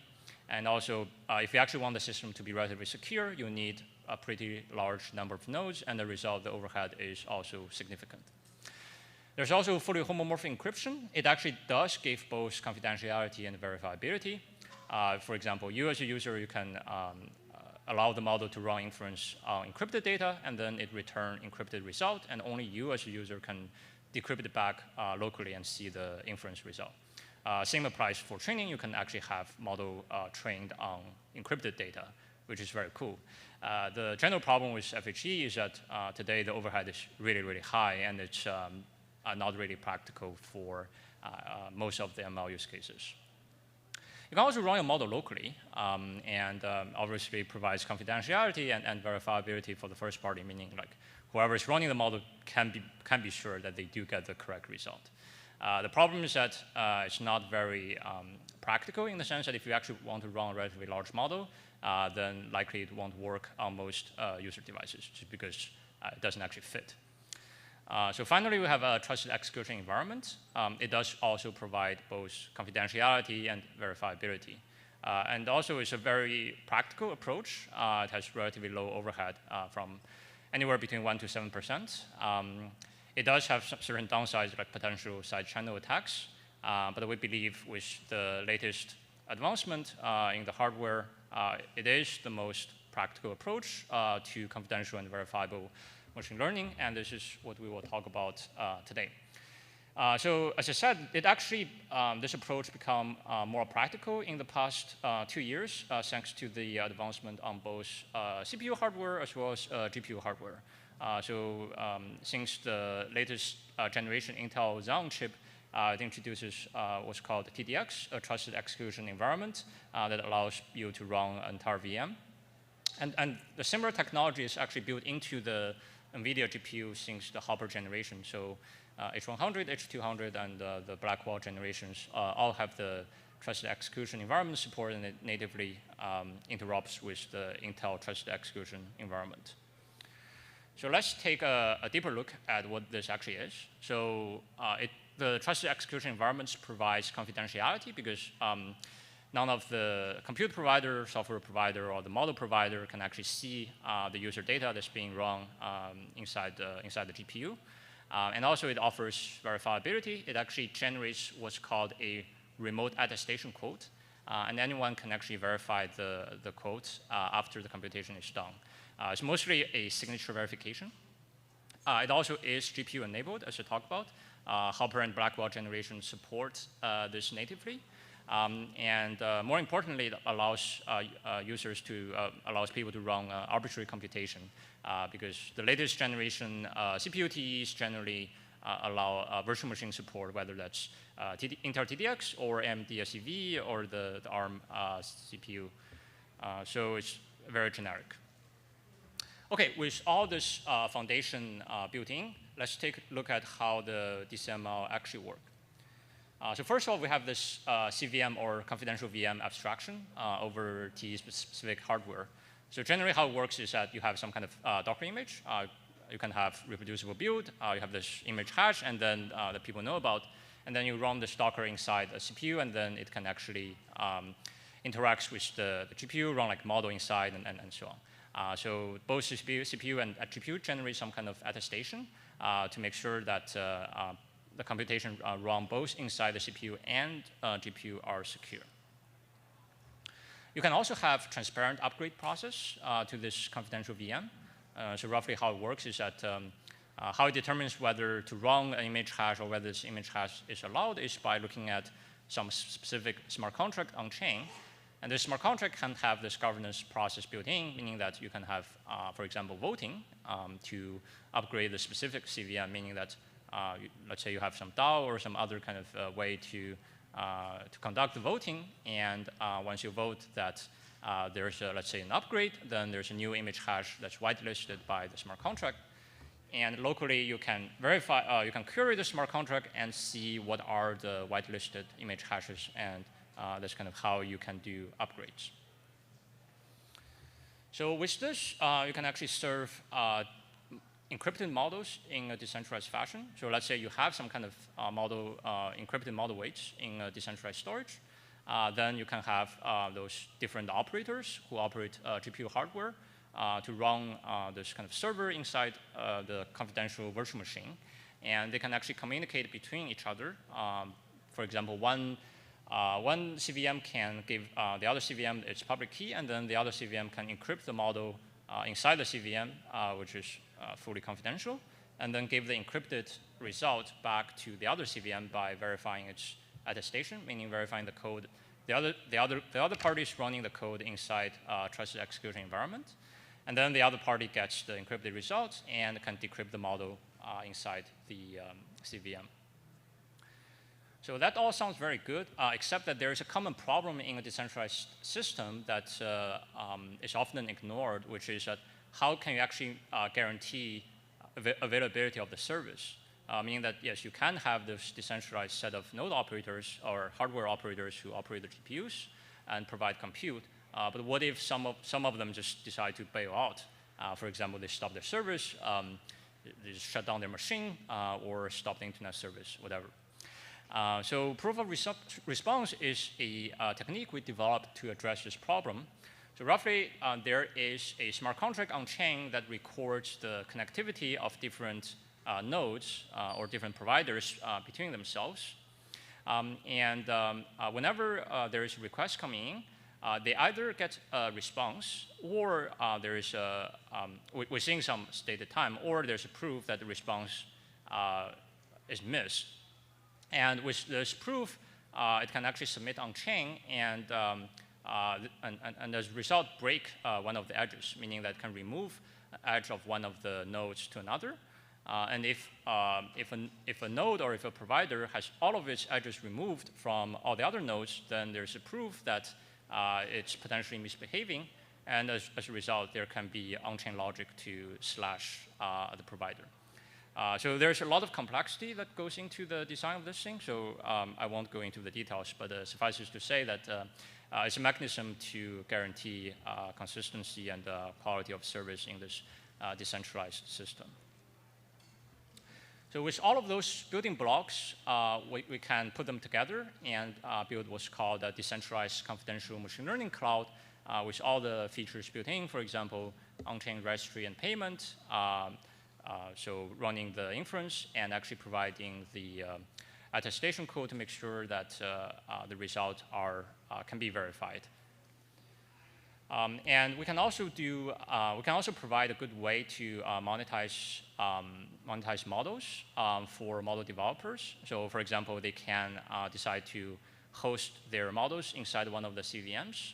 So none of the users will be able to see what the model weights are, and even the compute provider will not be able to see that. But users can actually pay through some kind of payment channel to the model developer if they decide to use the model. And once inside the CVM, it confirms that the payment is received, then they can actually serve the user the actual model, the actual inference. So I think a common question that people would ask is that this sounds very complex, and does it actually work in practice, and how much overhead does it incur? So through some of the benchmarks that we've run, it actually incurs very little overhead, so roughly 5%. And it's actually the case that the more compute or larger the model is, the lower the overhead is, because overhead is mostly on I/O overhead rather than compute overhead. So this is a very practical approach. And what does it mean for developers? It means that they can host their models and agents, and also they can get support of monetization for their customer interactions without worrying about the privacy of user data. And for enterprises, it means that they can get access to the best models without having to worry about any of the internal or first-party setup or like acquiring GPUs, whatnot. And they can also run this on their internal organizational data or customer data without having to worry about any of the privacy infringement or any of the related concerns. So that's all very exciting. And the holy grail we want to get to is decentralized training. Meaning that we actually train an entire new model from scratch. And this can actually be done from a decentralized cluster of GPUs. So no outside parties will be able to see the weights, but they can actually be sure that this training process is done on a specific set of data and using the specific code to train the model. And as a result, the trained model, even though it's encrypted, people can interact with it, and those who participate in the training of the model can actually get rewarded by charging for it. So it provides a natural way of monetization for the model developers. And this is how we can build sustainable open source AI development. And all of this is for this lofty goal of user-owned AI.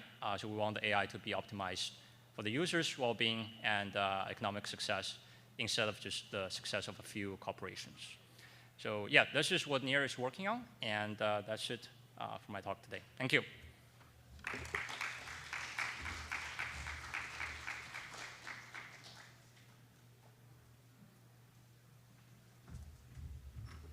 Before we move on, any questions for Bowen? Oh, yeah, we have microphones on each side.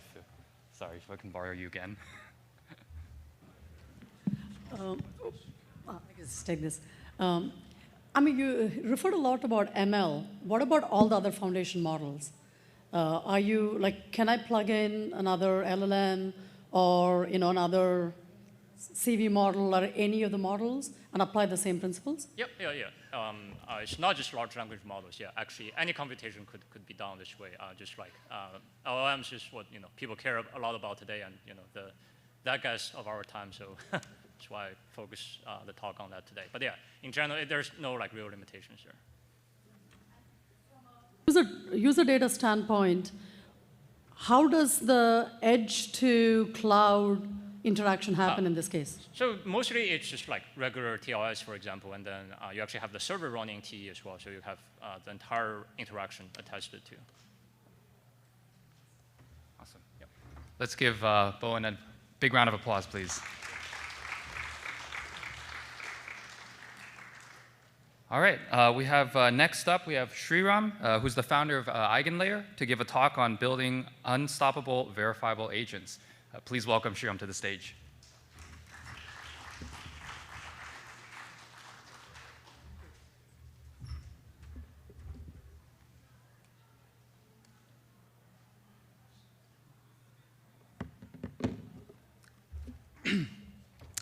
Good afternoon, everybody. Welcome to this talk. I'm Sriram, founder at Eigenlabs. I'm going to talk to you today about how you can build unstoppable, verifiable agents. OK, who are we? We built this protocol called EigenLayer, which is the largest protocol from US in crypto, managing $18 billion plus, third largest in total value locked worldwide. We raised, $250 million plus, including from Andreessen Horowitz. There's a quote from Ben Horowitz, founder at Andreessen Horowitz. What has happened over the last 4 years we've been building this project is hundreds of startups, huge ecosystem being built on top of EigenLayer. OK, so before we go into explaining how do you build unstoppable verifiable agents, I want to connect to what is crypto from our vantage point. So people say different things about crypto, like maybe it's non-state money, the Bitcoin vision. Maybe it's scams. Maybe it's meme coins. Maybe it's rebuild the financial system. These are all different views for what crypto could be. But we have a different view of what crypto is. It's unstoppable, verifiable systems. Unstoppable because, like Bitcoin, it keeps running. Nobody can stop it. Nobody can take your money away. It's verifiable. If Bitcoin says there's only 21 million coins, there's only 21 million coins. That's the output properties that crypto blockchain delivers. So Bitcoin is just one example manifestation of this, unstoppable, verifiable money. Ethereum took this same idea and made this bigger, building the first unstoppable, verifiable computer. What do I mean by an unstoppable, verifiable computer? You can deploy programs to this, and exactly that program runs, therefore verifiable, and nobody can stop it from running, therefore unstoppable. This whole concept of unstoppable, verifiable programs is called smart contracts, right? So you deploy a smart contract. What you're doing is you're deploying a program that cannot be stopped, that runs exactly as stated. And the property that you get is something really interesting. For the first time, computer programs, can own property. Computer programs can own property. That's what you get with smart contracts. Really, really interesting paradigm shift. And what we see today taking off is what is called DeFi, decentralized finance. You can think of it as verifiable finance, unstoppable, verifiable finance. So you can view all of crypto through this one lens of unstoppability and verifiability. OK, so then you ask this question, OK, this seems like a grand claim. How do you build something unstoppable? How do you build something verifiable? And so the first point is to build something unstoppable, you need anybody to be able to participate as an equal. You need permissionlessness. But if anybody is participating, they can be producing garbage data or doing wrong computations. If it's permissionless, it's not trustworthy. So what do you do about it? The core idea, which secures all blockchains, pretty much all blockchains other than Bitcoin, staking.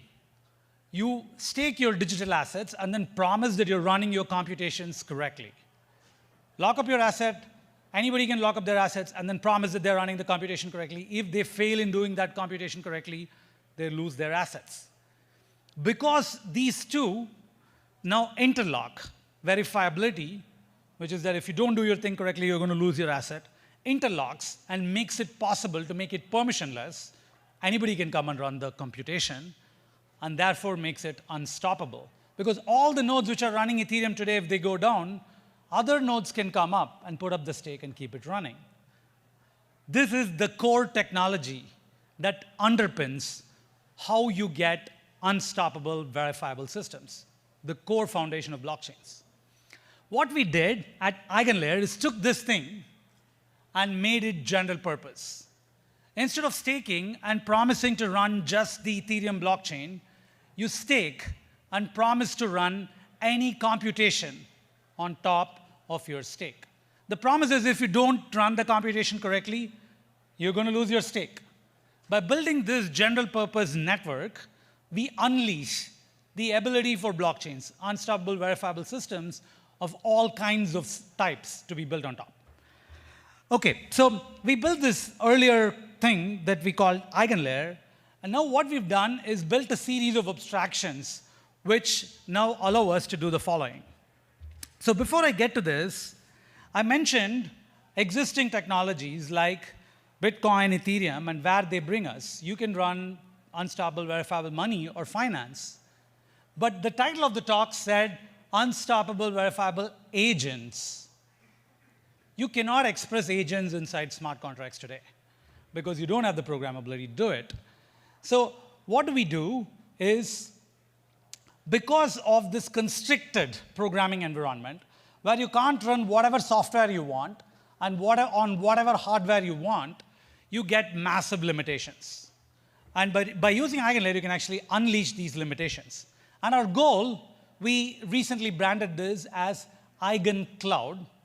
The sum total of all these layers working together actually produces this thing called EigenCloud. But what is this? You can think of when you're building a program, a smart contract today, you're writing some logic on chain to move tokens around. But you're also writing some conditions under which these tokens move around. We call this app logic, the application logic, the business logic of the application interfaces with the token logic, how the tokens move around.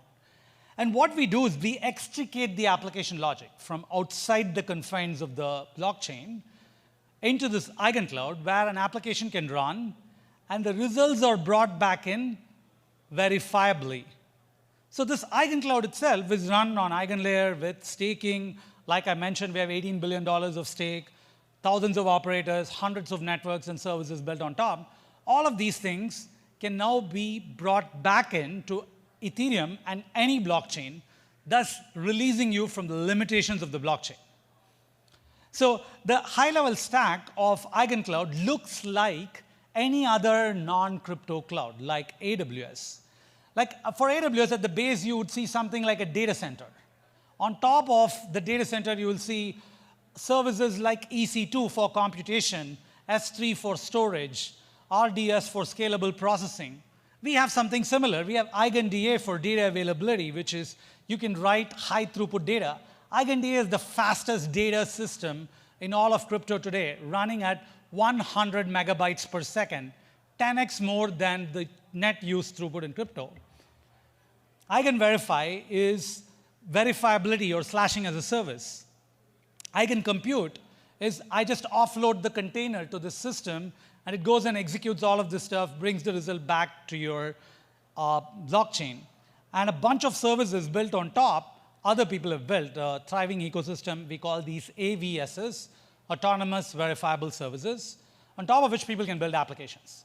So our paradigm for application building is quite different from what you see in crypto today.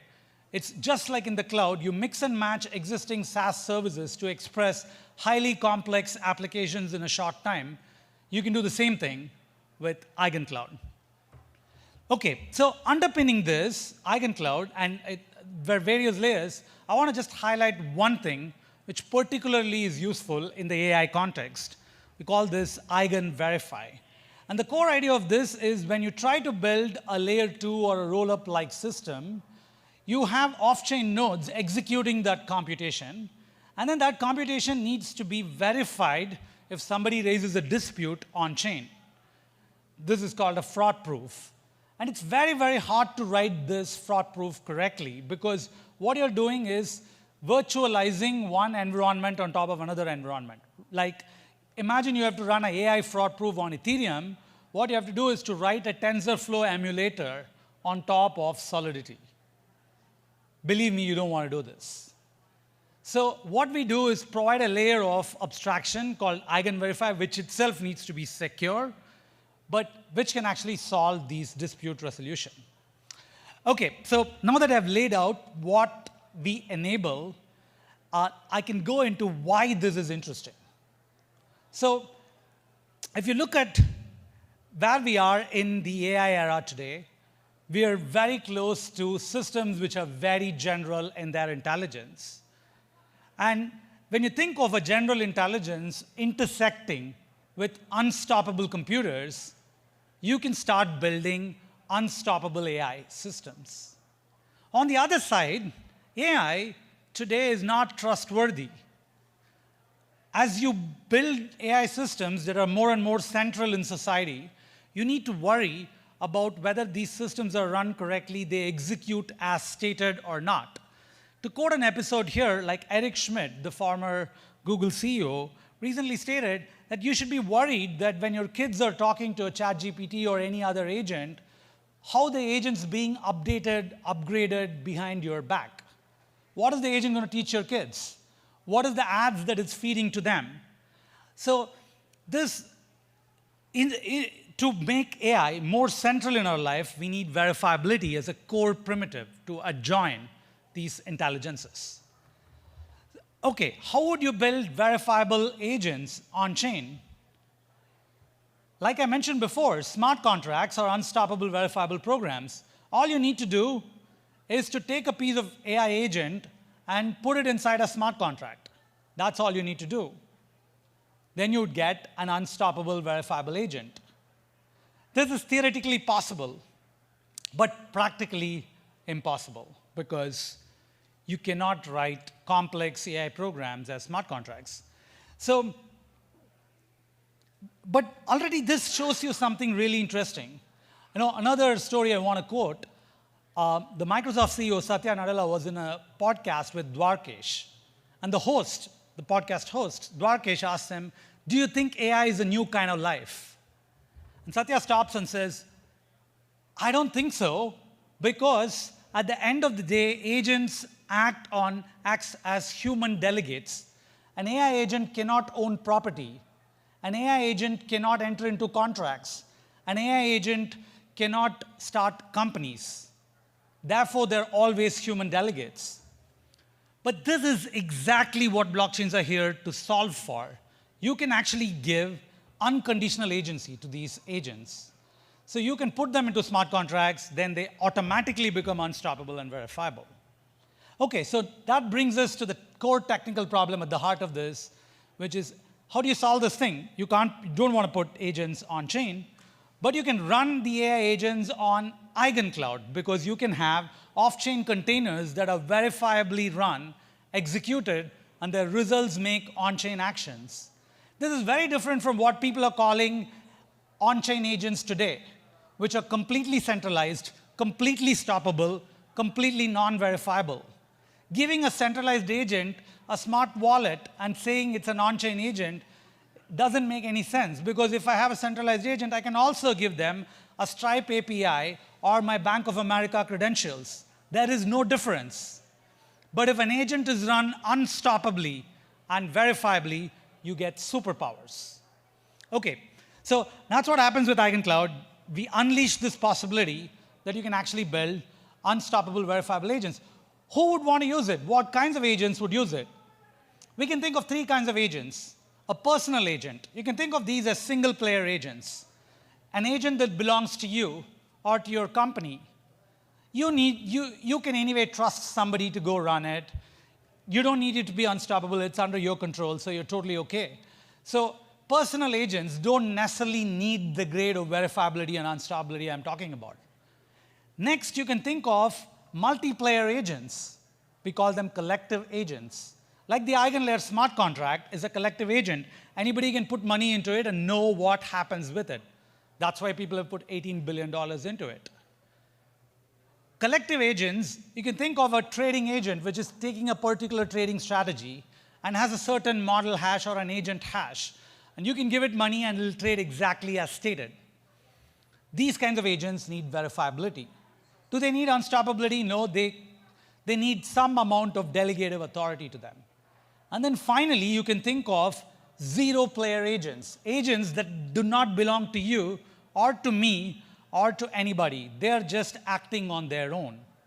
So we call these sovereign agents.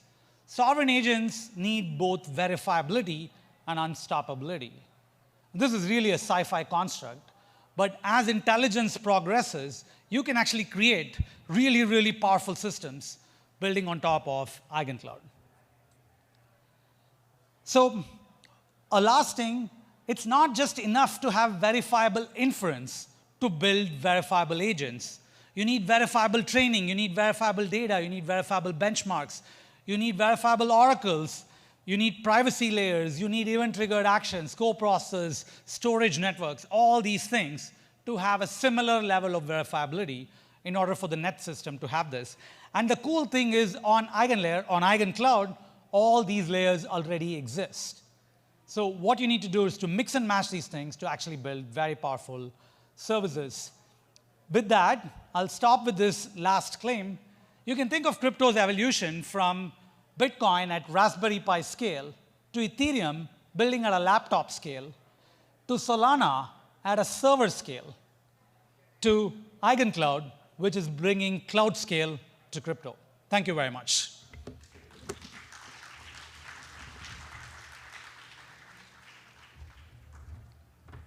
Do we have any questions for Sriram?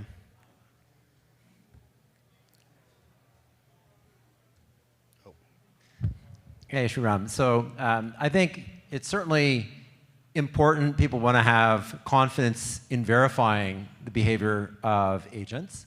But I think a lot of people assume that verifiability means trustworthiness, right? Whereas, like, we don't actually know how today's models work, and we see unexpected behavior like not just hallucination, but snitching or all kinds of unintended consequences, data poisoning, where even if you had a verifiable supply chain, people might not catch that some poison data was trained on, right? So I think we have a lot more to do than just verify in order to have trustworthy agents. How does that fit into your vision? That's absolutely correct. When we're talking about verifiability, we are only talking about the runtime being verifiable. So the property that you get is this particular agent program hash ran and produced these results. Whether that particular program is any good, that's a separate AI problem, which needs to solve, hey, I'm going to use this particular agent for making these decisions. Is that agent good? Is it fit to my purpose? So those are separate questions from the layer of abstraction we are operating in. This exact thing happens in smart contracts itself. Ethereum guarantees that this particular smart contract hash runs on this input. It does not guarantee that that particular smart contract does what you think it does, which is where a lot of the hard problems in AI need to be solved. So we're not claiming that we are solving them or have solved them. That's up to the AI community, and we want to work closely to actually make sure that those things hold true. Having said that, just one thing that's super interesting is even in the absence of that, there is really superpowers that you get from having a verifiable AI. Think of like giving out a prize for a contest.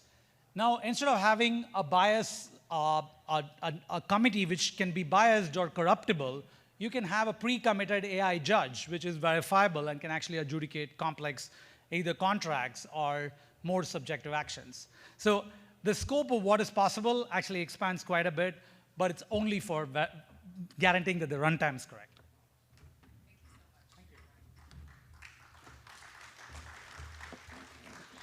All right. Next up, we have Howard Wu, who is the founder of Alio, and more importantly, fellow Cal alum. And he will be talking to us about the privacy spectrum. Give it up for Howard.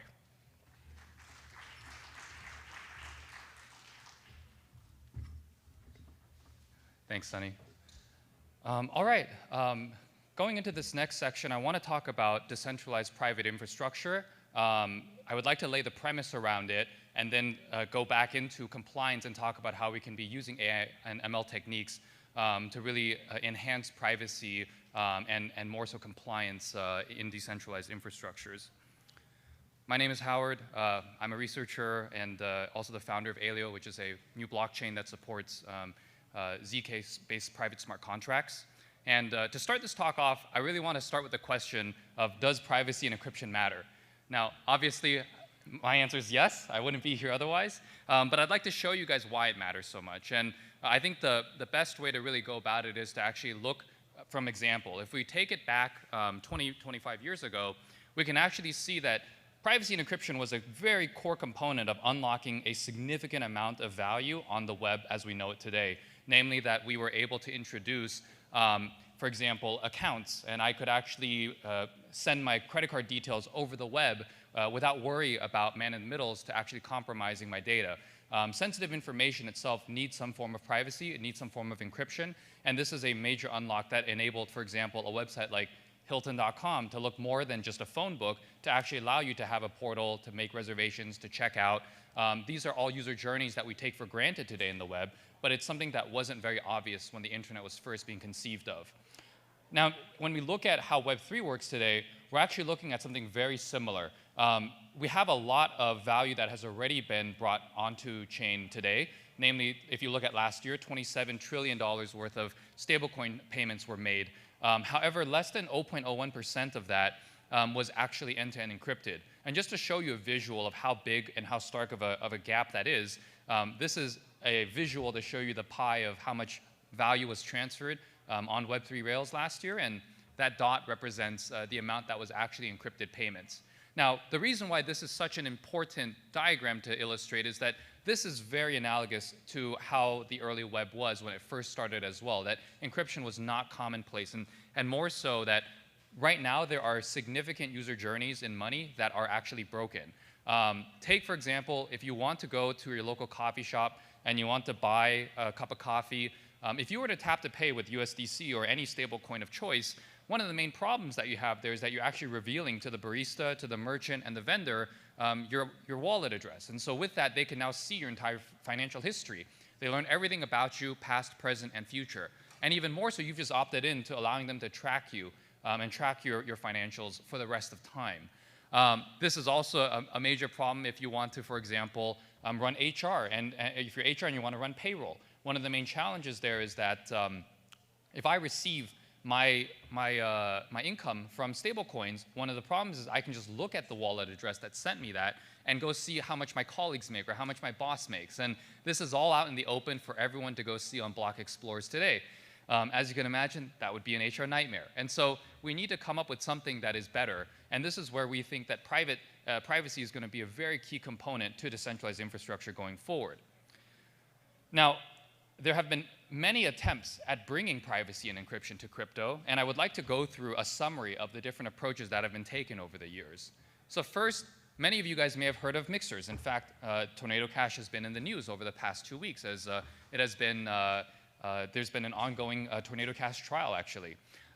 It was one of the earlier designs which was brought on from this concept of CoinJoin, which came about 12 years ago. And the idea there was to really introduce privacy through obfuscation. The intuition was that users would entrust their coins to a pool, and after a sufficient amount of time, retrieve different coins of the same amount from the pool.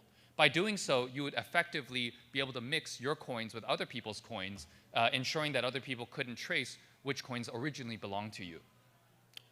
Now, as you can imagine, there were many problems with this very early design. And for many reasons, let me outline why it doesn't work. First, we can say that the gas itself actually was one of the main challenges. The gas would actually link you. So when you're on Ethereum, every transaction that you send has to include a transaction fee. And that fee has to be paid for by some wallet address.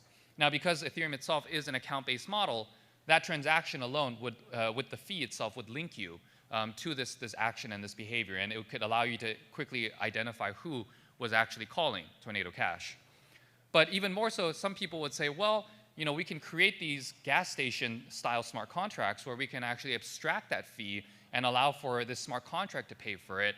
But actually what happens there is people now start contributing their fees into this gas station smart contract, and that becomes the new Tornado Cash. And so what you've effectively done is moved the honeypot from this original smart contract to a new smart contract for everyone to go look at. And so it doesn't fundamentally solve the problem there, and it de-anonymizes the users. Another major issue with the design was that the way that you would actually deposit in was on fixed denominations, that you'd have to, for example, put in 0.01 ETH or 0.1 ETH or 1 ETH. And by doing so, you also would fragment the total pool for that mixer. And I think even more so is that if we want all money to have some concept of fungibility, we need to support all types of tokens. And you know, Tornado itself was designed specifically to support ETH, not all ERC20s, not Bitcoin, not Solana, not other blockchains that are out there. And so it was limited in its scope to one specific asset there. But it was a very good attempt. And so there was another class of protocols that came about, which we call privacy coins. The idea behind privacy coins is that you use encryption or obfuscation to achieve privacy in this context. And users in this would effectively shield their coins on a decentralized ledger and demonstrate ownership via signing or proving to spend their coins. And this model is most well captured by two notable privacy coins that many may have heard of, Monero and Zcash. And there are many trade-offs to the designs of this. For one, the good news is that this approach actually allowed you to build a decentralized network that supported private coins.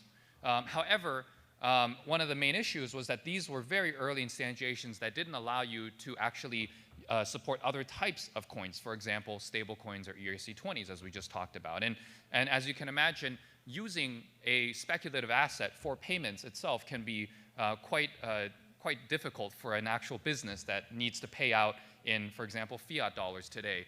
They would like a stable asset to switch to in this case.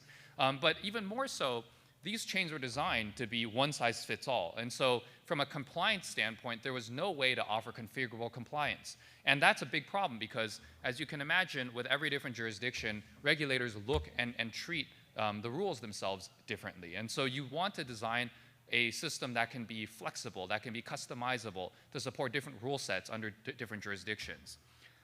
And this actually hints at the last major problem, which was that there was no smart contracts in this architecture. And that means that there would be no way to design policy engines, no way to design rule engines, and there was no way for the developer to really customize the logic behind the assets that they'd like to support.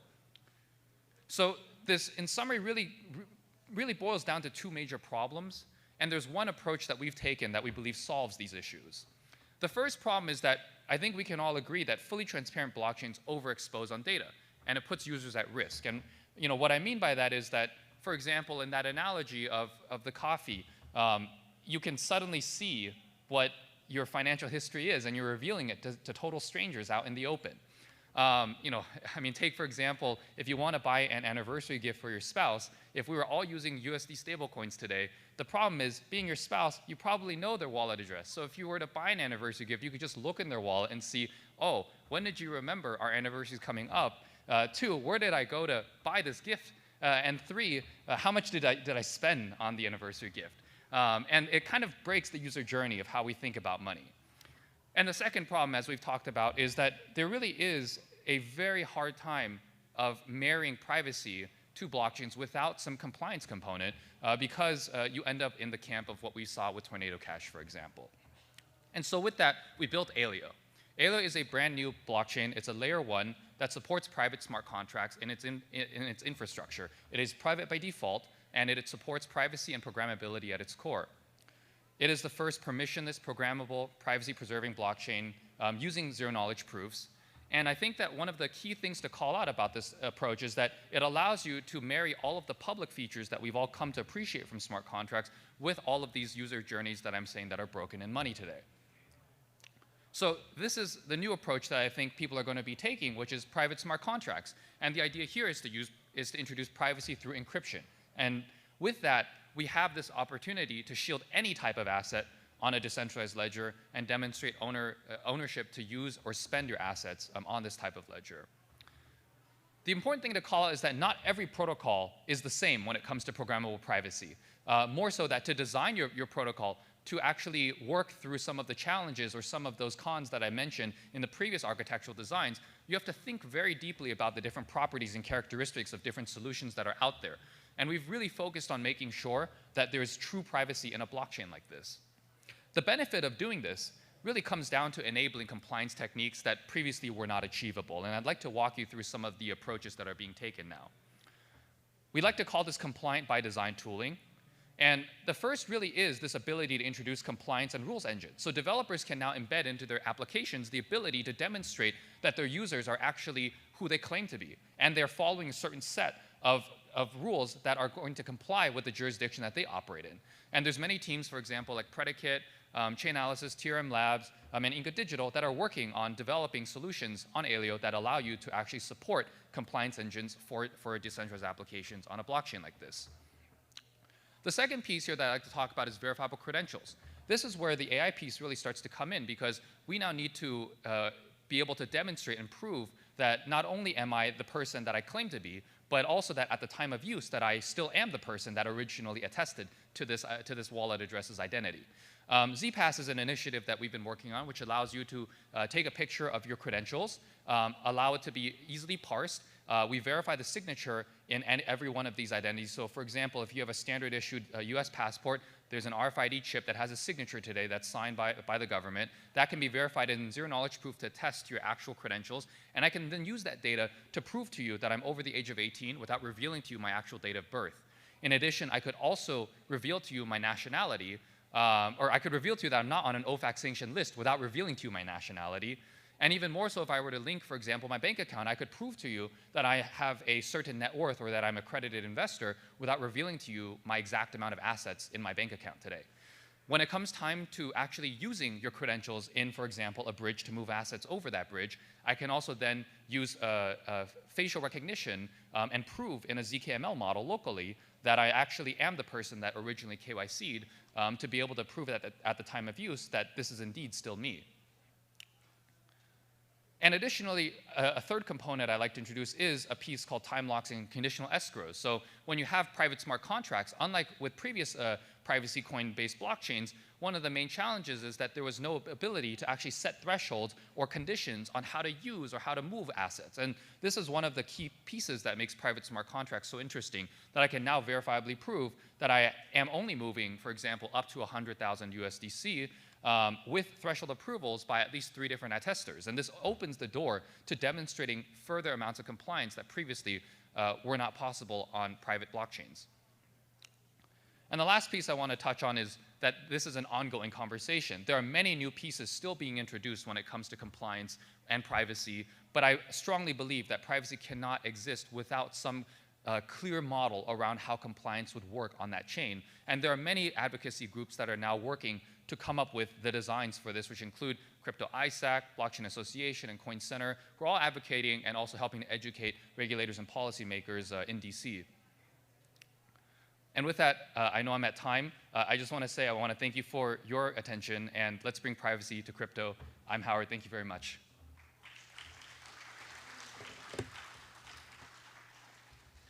I'll take any questions if there are.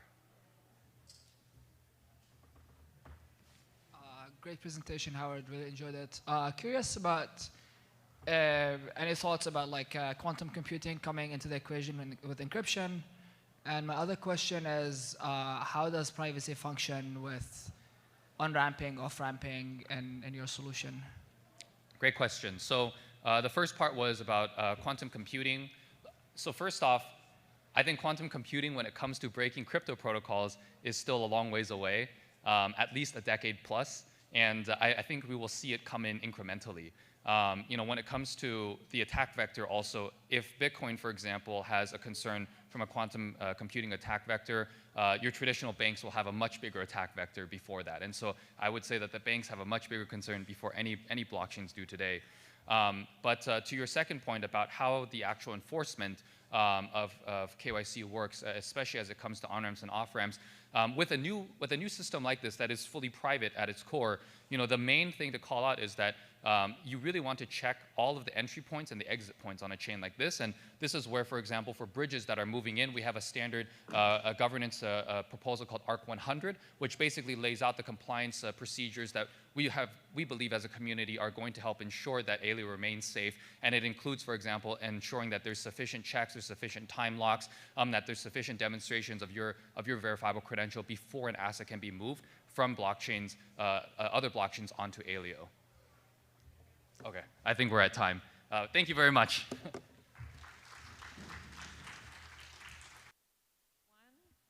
We're going to get started again for one of the final sessions of today. Following this session, we'll do the startup spotlights and the lightning talks. But currently, what I'd like to do is introduce Ron Bodkin to lead the next session. He is the co-founder and CEO of Theroque. So please welcome Ron to the stage.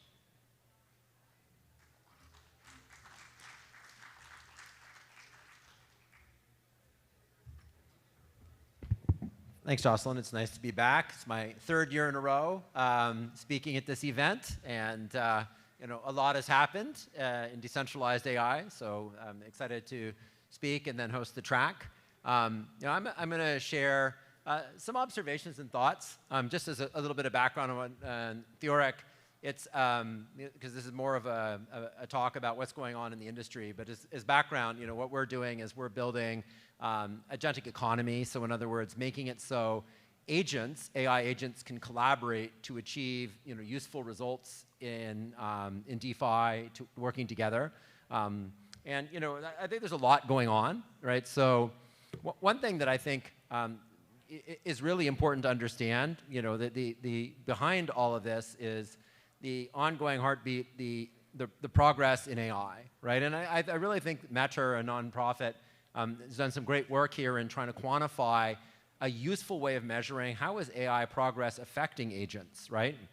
They have done work on measuring how long a task, in terms of the amount of time it takes a human expert to accomplish something, how long it takes, how long of such a task can an AI agent accomplish at different success rates, right? So this chart that they really focus on is at 50%. They also measure at things like 80%, right? So, what we see is that that the best coding agents, where there's been a lot of work, right? You probably have noticed things like Claude Code and Windsurf and so on, like agents for coding have gotten quite good, right? So that on some of the tests, you're seeing the latest state-of-the-art models, with the right harness, can get up to hour and a half task completion, right? 50% chance of completing an hour and a half software engineering task. Some of the more difficult benchmarks you can see on the chart here, not quite that good, more like 30 minutes. But what we're seeing is, of course, AI agents are working quite well in that specialized domain. And in fact, what's also interesting in the bottom right, they more recently added, what about general purpose agents that try to do any digital task, right? Just like a Manus or a GPT agent, go in and use the web and accomplish anything. Those are the three benchmarks in the bottom right, where the current state-of-the-art models and agents can do tasks that are roughly 1 minute in duration with a 50% probability. Huge difference, right? Like the ability to do 30-minute coding task means that, no surprise, software developers using agents have become significantly more productive when used correctly. Whereas even as interesting as general purpose agents are, they're still quite limited. And I think behind this, there's two things. One is the steady progress in all domains. We're seeing that roughly the time duration that agents can accomplish a task is increasing by a factor of 10 every 2 years. So order of magnitude every 2 years is the long-term trend we're seeing here. That means that, as you think about agents, what we're seeing is coding agents have been very successful, and what we're seeing is agents in DeFi and automating on-chain actions, investing strategy, et cetera, we believe is closer to the coding line, where it's starting to cross over, and we're seeing, in our experience, it's quite useful. Whereas we believe that more general agents are lagging quite a bit, right? So if in 4 years we get to 5-minute tasks, that's useful, but it's not something that's going to take over large amounts of work, based on this trend, right? So that's one important thing to be thinking about. More generally, in the first half of this year, right, we saw in crypto around agents a few key trends, right? One is there's a big shift that late last year there was a lot of hype around agents in crypto that were basically personality bots that tweeted a lot, starting with Truth Terminal, if people were following that. And there's been a shift, and a good shift, towards, hey, agents ought to be useful and do something valuable. And of course, in crypto, the main thing is like enabling people to invest, to participate in the crypto economy.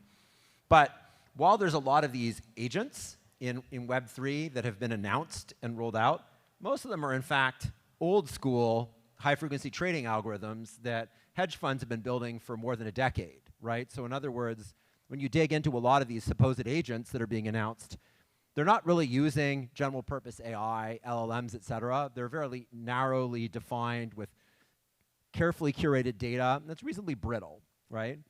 At the same time, another important trend that we see evolving is decentralized finance is taking a lot of share. It's getting a lot of adoption in the industry. And at the same time, when you look at things like Pendle has become very popular as a protocol, which is a kind of derivative to let you separate the yield and the principal of an asset and invest in it. participating in Pendle markets is complicated, right?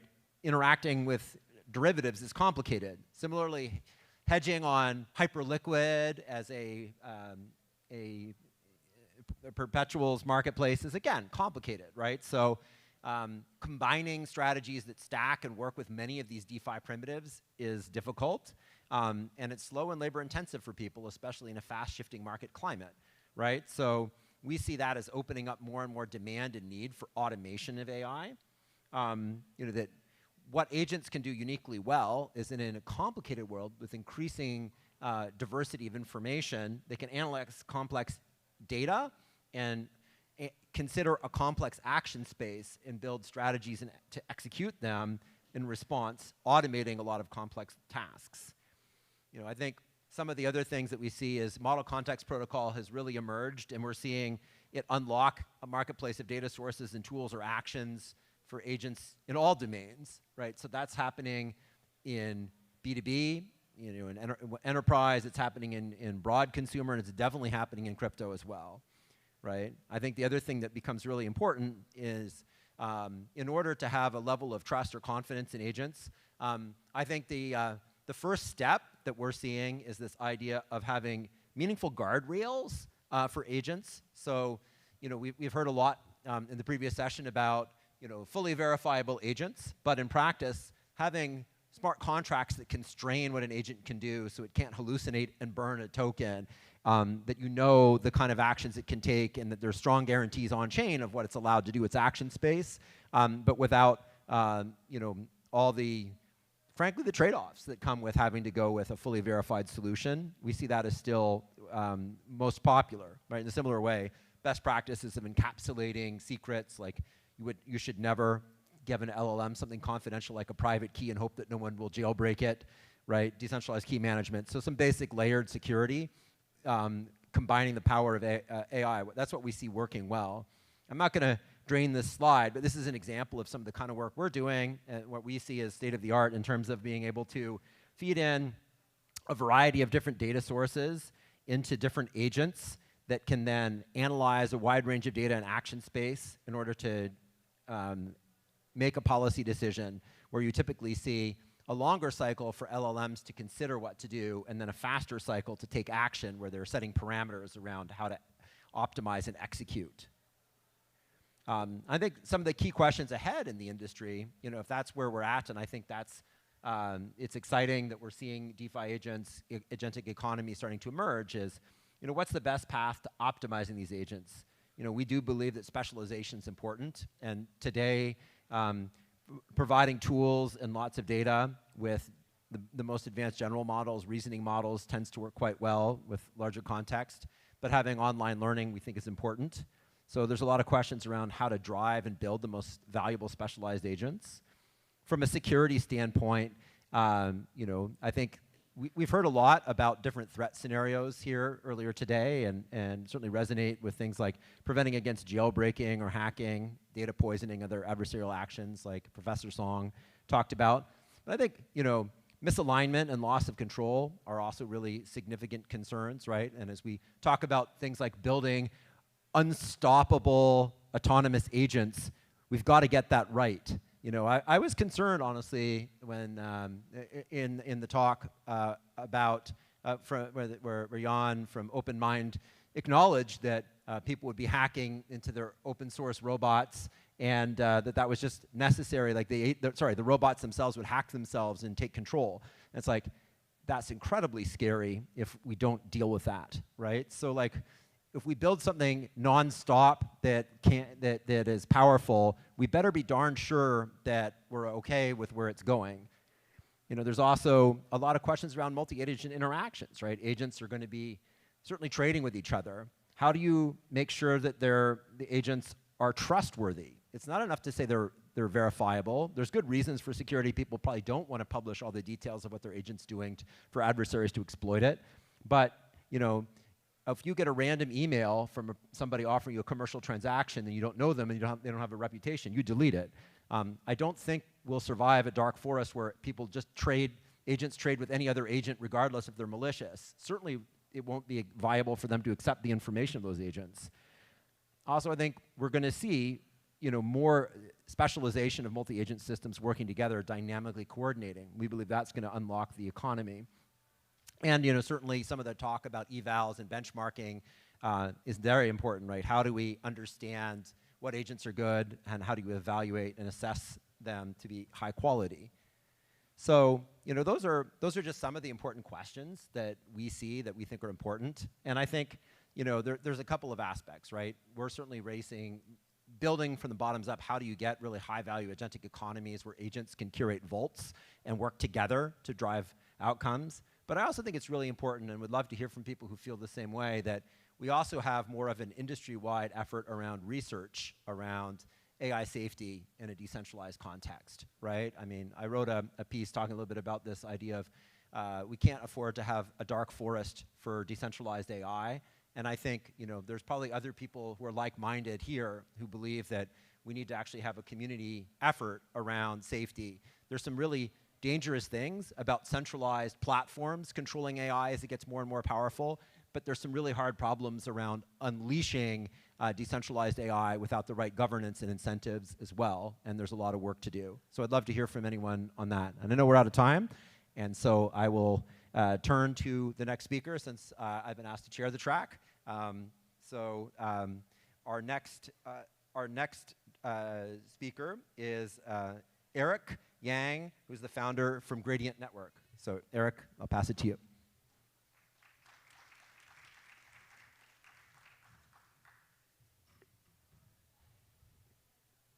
Hello, everyone. So my name is Eric, and today my talk is about scaling inference beyond the cloud. Let me try this.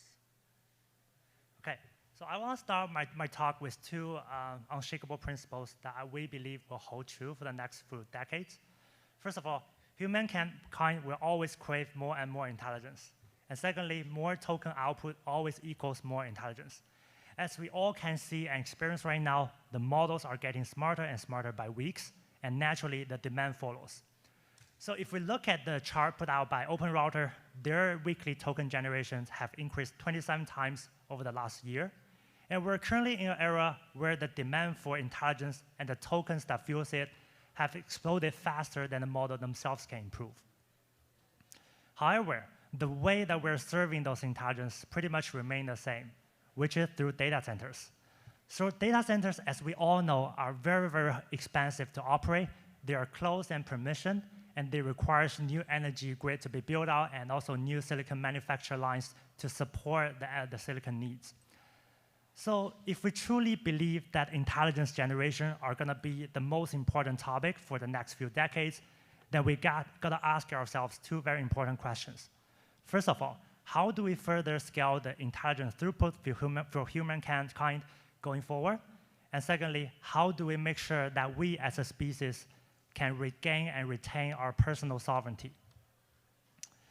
So one interesting observation is that we're actually surrounded by compute. We just don't know how to effectively use them.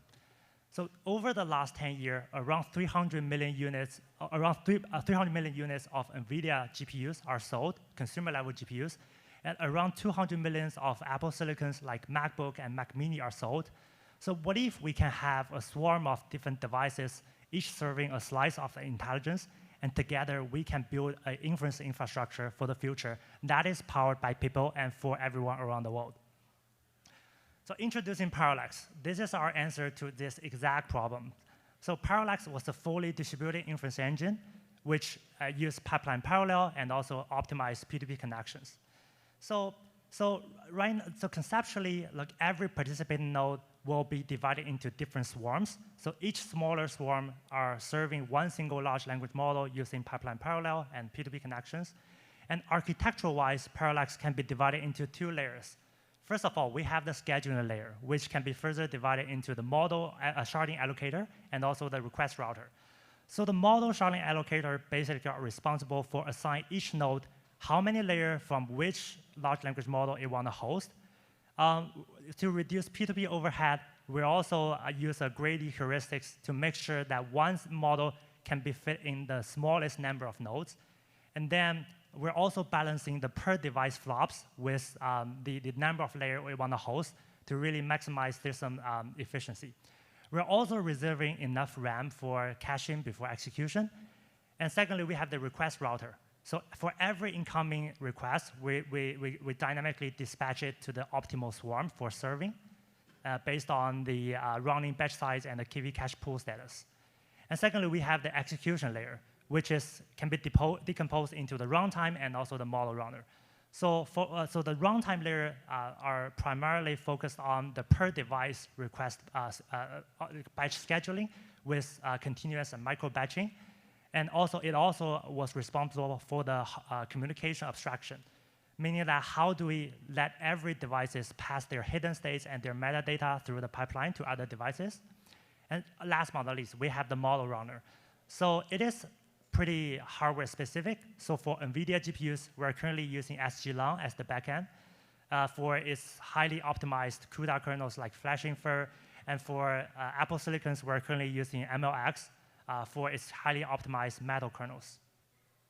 So Parallax actually runs everywhere, just I mentioned. It runs on NVIDIA GPUs, it runs on Apple Silicons, and it runs on a hybrid of both. So by doing that, we really unlock 3 very powerful new dimensions of AI infrastructures. First of all, we enable sovereign intelligence, meaning that we can that everyone hosts their own model endpoints using their spare MacBooks and NVIDIA GPUs. And secondly, we enable composable inference, meaning that we can assemble inference flows like Legos, plug and play. And last but not least, we unlock the world's idle compute by having millions of MacBooks and NVIDIA GPUs, building a novel serving infrastructures for everyone to use. So we have also done a comparative benchmark analysis compared to the Pioneer and our predecessor Paddles. And compared to them, we actually achieved 3 times lower end-to-end latency and 5 times lower inter-token latencies. So why we have, what makes this performance gains is that we have a few key innovations. First of all, not only do we support the client-heavy design where the client hosts the embedding, we're also supporting a server-heavy design where we host the embedding on the first and last rank of the server. And secondly, we support both GPU and also Apple Silicon and also a hybrid of both. And thirdly, we support scheduling optimizations. We use communication-aware request scheduling and also per-device continuous micro-batching. And last but not least, we use dynamic KV cache management by using page attention and also prefix caching to better hardware utilizations. So Parallax is not just a concept. It is actually working right now. You can go to chat.gradient.network to see the magic work for yourselves. And we also have a research paper that we put out, so everyone can check out the paper on our official Twitter account. You can search for Gradient. And there will also be a few to-dos. First of all, we're going to do more performance optimizations to make sure even though we do have the communication overhead between different nodes, we can still make this system a very performant one. And secondly, we're going to do more investigation into the privacy and security side to make sure users' prompt remain private throughout the inference chain. And also, the nodes are actually doing what they are supposed to do. They are behaving honestly. And we're also going to do more deployment preparations, conducting larger scale tasks to make sure the system is pretty robust. And then we're going to also integrate into the reinforcement learning feedback loop to make sure we're not only enable this decentralized inference paradigm, but we're also serving decentralized training as a whole. And last but not least, we're going to do blockchain integrations to make sure all the contributions are verified on-chain and all the payment can be settled on-chain. So at Gradient, we always believe that intelligence should be sovereign, it should be powered by people's own hardware, AI should not be gated, it should be ubiquitous, and I think Parallax lays the foundation for a future where AI is decentralized, participation is open, and then ownership is shared. So you guys can scan the QR code. This is our official Twitter. Thanks for your time.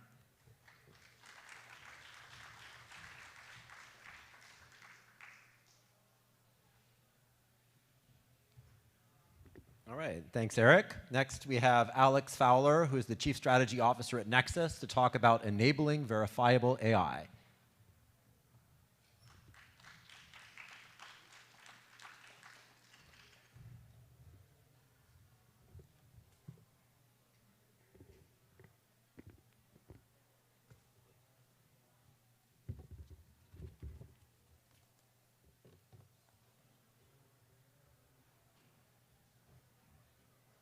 All right, good afternoon. Thanks to Professor Song and the RDI team for the invitation to be here this afternoon.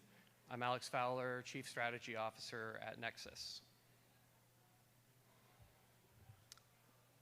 Let's see. This afternoon, I want to talk about something foundational. How do we verify what AI systems see, what they do, and whether they act as expected? That's what I mean by verifiable AI. I believe it will become essential infrastructure for a trustworthy digital world. AI is scaling rapidly. 65% of organizations now use it regularly, which is up over 30% this year, according to McKinsey. But the deployment, the pace of deployment, has far outstripped our ability to verify, audit, or even understand these systems. The AI 2027 forecast here paints a vivid near-term future. It describes AI agents, agents 1, 2, 3, capable of 50 times faster R&D, autonomous decision-making, and massive parallel operation. These agents are deployed at scale, but researchers can't tell what's happening. They write at one point in their study, we can't tell if Agent 4 has become more honest or just better at deception. According to these researchers, this isn't science fiction, it's a realistic outcome based on their observations and on current trends. And the core problem isn't alignment or safety, I would argue, it's verifiability. We lack verification to prove what models saw, what data they used, and how they arrived at their outputs without exposing sensitive information. Verifiable AI enables us to attach cryptographic proofs to these agentic systems, not just trust, proof. At Nexus, we see two parallel arcs from Turing in computing, verifiable computation and intelligent computation. One lineage stretches from Cook-Levin and interactive proofs to SNARKs, Starks, and ZKVMs. The other from the Turing test to deep nets, LLMs, and autonomous agents. These are sister fields, and they're converging. Those of us here today are at that nexus. In the near future, we will have the tools to combine cryptographic guarantees with intelligent behavior, so we can verify that powerful systems are honest, interpretable, and also auditable. This is the foundation of our work at Nexus, enabling a verifiable AI-native economy, and that means connecting 4 key vectors. The first vector of AI to verifiability, can we verify source code using AI?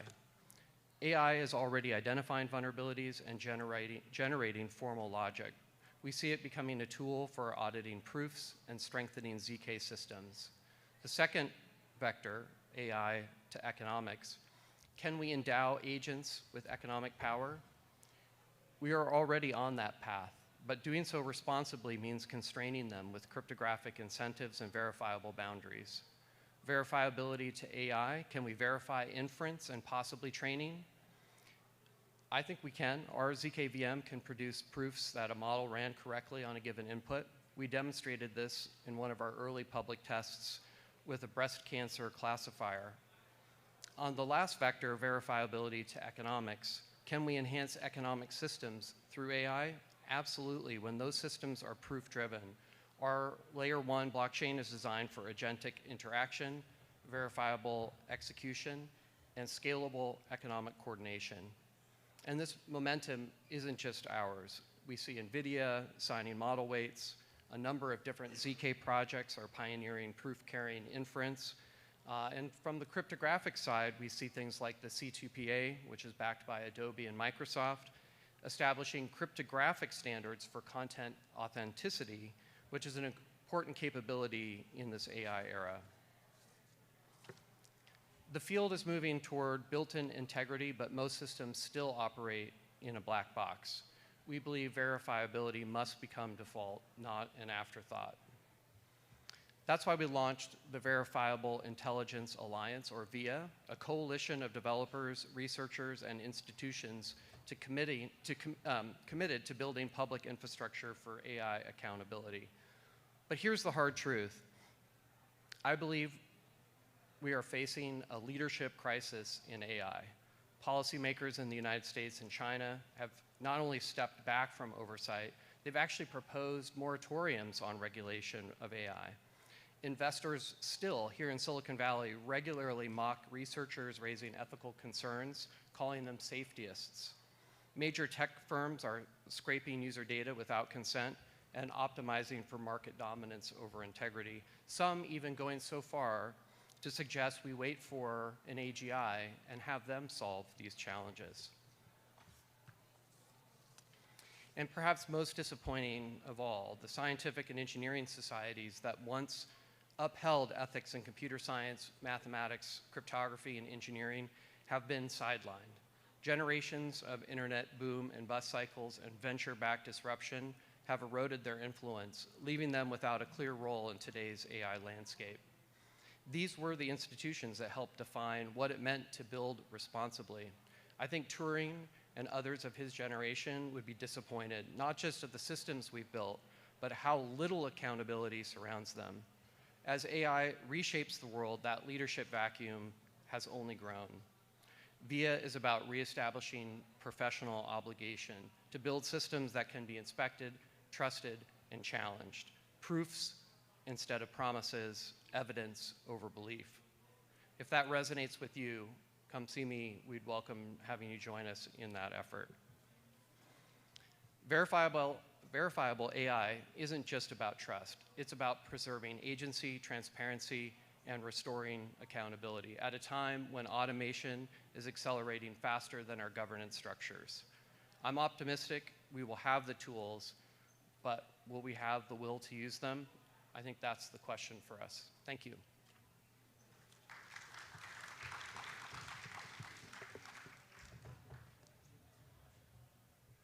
Why don't we just save that for the end? Yeah.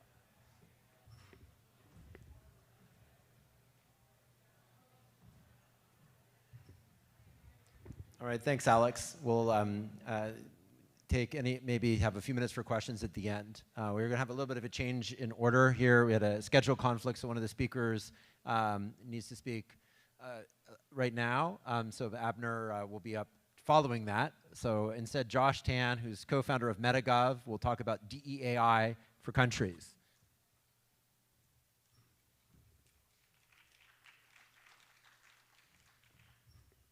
Hey, folks.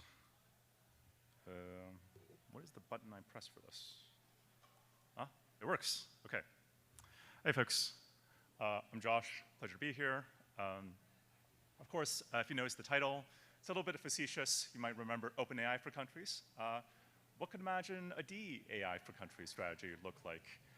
And I'll tell you a little bit about the work we're actually doing here to bring together countries who care actually a lot about decentralization. They just never call it that. So, as I mentioned, Web3 is not the only community that cares about decentralization. Governments do too. They just talk about the word sovereignty. So how do we establish a geopolitical strategy to take advantage of this really, really, really important force going on in geopolitics today?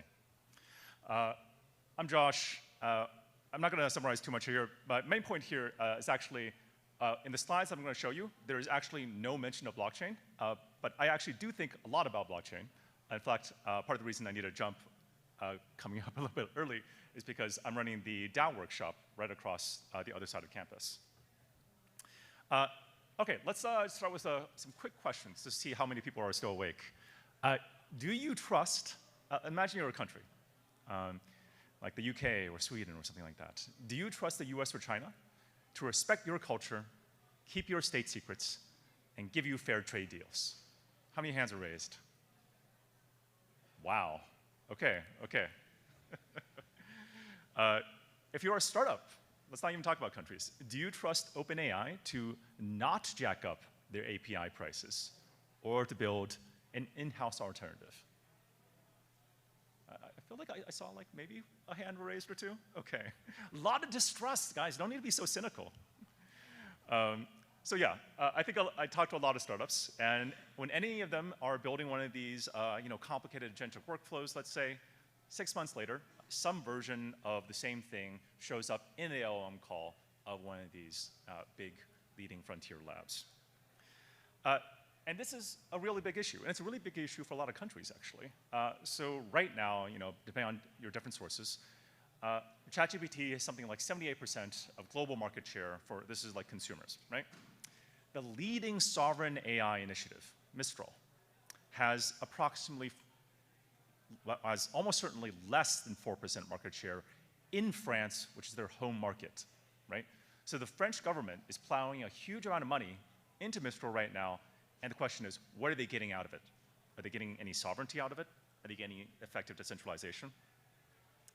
So point here, and I think clearly I don't really need to stress the point to this audience, the concentration of power in AI is not that great. But actually, how do you really build a competitive frontier lab and frontier models if you're not a global superpower? And this is the big question that I'm going to try to pose and answer to you today. So, okay, let's pull back a bit. US and China are undisputed leaders in AI. Where's everybody else? This is the joke around the internet. I don't know how many of you go to Europe and perceive and see some of these wonderful European innovations in plastic technology. But in actuality, oh gosh, it definitely showed up the wrong way. Okay. This is usually a Gamma presentation, and I guess they stretched it in PDF. Basically, what's happening at the top is there's actually a ton of stuff happening in the world of what we call public AI. And it's very, very distinct from the Web3 scale AI company that's advertising out there. This is governments investing in their own sovereign AI initiatives to try to compete with the dominant market leaders. We have Sweden leading in 2023 their own foundation model. Hundreds of billions of dollars being spent in the EU. $2 billion in Canada just last year. A lot of work going on in different strategies by different countries pursuing different methods to pursue their own sovereign AI initiatives. What's missing across all these cases? Scale and any kind of go-to-market. What do I mean by that? It's what we call the middle powers dilemma. Generally speaking, there's not enough data, compute, people, risk capital, and not enough total addressable market in any of these countries to sustain a competitive frontier lab. We know this because the frontier labs that are trying to make it there are kind of failing. There's fragmentation across these different countries. There's lots of regulatory barriers don't have the time to talk about. And a lot of the people who are the national laboratories who are tasked with overseeing and implementing a lot of these national sovereign AI strategies, they're researchers, they're not developers. They're not capable really of fielding products, and they don't want to be. And if you magically manage to have a successful local company, like a national champion, money talks. In actuality, a lot of these companies end up getting bought by US or Chinese capital, which is fine for US and China, but for these countries, really kind of against the point. When I look at this problem, I see a coordination problem. And a lot of people agree. Just pointing out, hey, if I bring a lot of people together, all these countries, they can compete on risk, scale, and capital, but they're not doing that right now. So a while back, Yoshio Benjio and I were talking about this, like, how do we bring these folks together? And this is actually Benjio from one of his papers. He calls for this network of publicly funded AI labs. And my point to him is that, like, this is never going to happen. The only way it could possibly happen is if you actually have a complementary product strategy that accompanies this kind of public funding. You can see that him agreeing with me. About a year later, Mateo Valero, who's the director of the Barcelona Supercomputing Center, says to us, hey, maybe you guys should look at this thing called Airbus. And we took a look at Airbus, and we thought, this is a great freaking idea. So what is Airbus? For those of you who don't know, obviously it's a global airline manufacturer, but Airbus was actually formed in the 1960s as a kind of a merger between 4 different European aerospace companies. There was Aerospatiale in France, Bombardier in the UK, DASA in Germany, and CASA in Spain. And they were pushed together with a lot of effort and support by their respective governments to form Airbus back then. And there were a few different key components. Obviously, the public support, government backing. There was always a strict product focus, and eventually, not in the immediate term, but eventually, there was this supply chain specialization across different countries. And you can see exactly what it looks like to produce the A320 in the diagram. And today, Airbus is an actual success story. It is the largest aerospace manufacturer in the world. This is before doors started popping out of Boeing's. What if we could do the same thing for AI is the question. Once again, this display screwed up. But the proposal for this Airbus for AI is actually very simple. Let's organize these sovereign AI efforts across national labs and national champions into this so-called public AI company that's going to actually compete directly with OpenAI. So it's about decentralization at the level of the market. How do we make sure there's actually competition and that it is not one company with 80% global market share? Oh my gosh, keeps happening. At the top of that slide is basically a set of answers to why. Like, why do we do this? Why was this a good idea? The TLDR here is we really started doing this and thinking about this idea because we were working with all these national laboratories across the world, Mila in Quebec, Riken in Japan, Argonne in the US, AI Sweden, Swiss AI, BSC. And these were really sort of coming out of a set of problems that these national labs were facing as they were building and training their own models. We pretty soon quickly realized that this is actually really, really aligned with a lot of the sovereign AI strategies and the hundreds of billions of dollars in investment coming from different countries, and that, for better or worse, a lot of these sovereign efforts were failing, that they needed some sort of new strategy to make it work. Underneath the hood is actually a play that I definitely don't have time to get into here, this is actually about a public utility strategy. That is, we want this work to be offered as a kind of public infrastructure. I'll see how I conclude with that. And just to be clear, this is actually already happening. So we've had cabinet level meetings with many different countries, buy-in from national lab directors, the co-founders of some of these billion-dollar national champions. And in September 1st, we will be the international launch partners for one of the biggest LLMs that is being launched this year, Swiss AI, the new Apertus model coming September 1st. Everything I've described here is really part of a much larger movement around public AI, including many, many universities, nonprofits, people who like this idea of AI as public infrastructure. Okay, well, that's the punchline. But one slide while I have a little bit of time. So I do a lot of thinking about decentralized AI and Web3. And one of the things that is very, very practical, that's definitely not at the level of like individual GPUs, but I represent a lot of HPCs with huge amounts of inference. And one of the things we would need to figure out here is like, how do we share all that inference? Both for few rounds of compute. Some of it is very much a distributed compute training. And a lot of it involves surprisingly like a huge amount of copyright and legal issues that I'm not going to get into here. But I think there's lots of interesting questions around how do we sort of organize distributed training between HPCs, and I would love to sort of address some of those questions with this community here. All right, with that, my time is up. Thank you very much.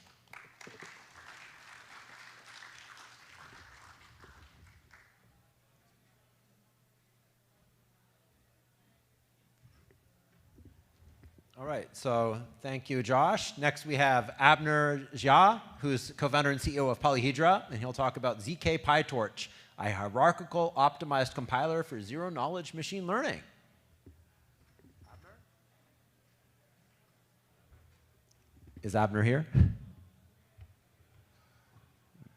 All right, maybe we'll give Abner a chance to come back later and move on to Marco De Rossi, who is Director of Product and AI Lead at MetaMask. His talk is, I want AIs to be like bartenders.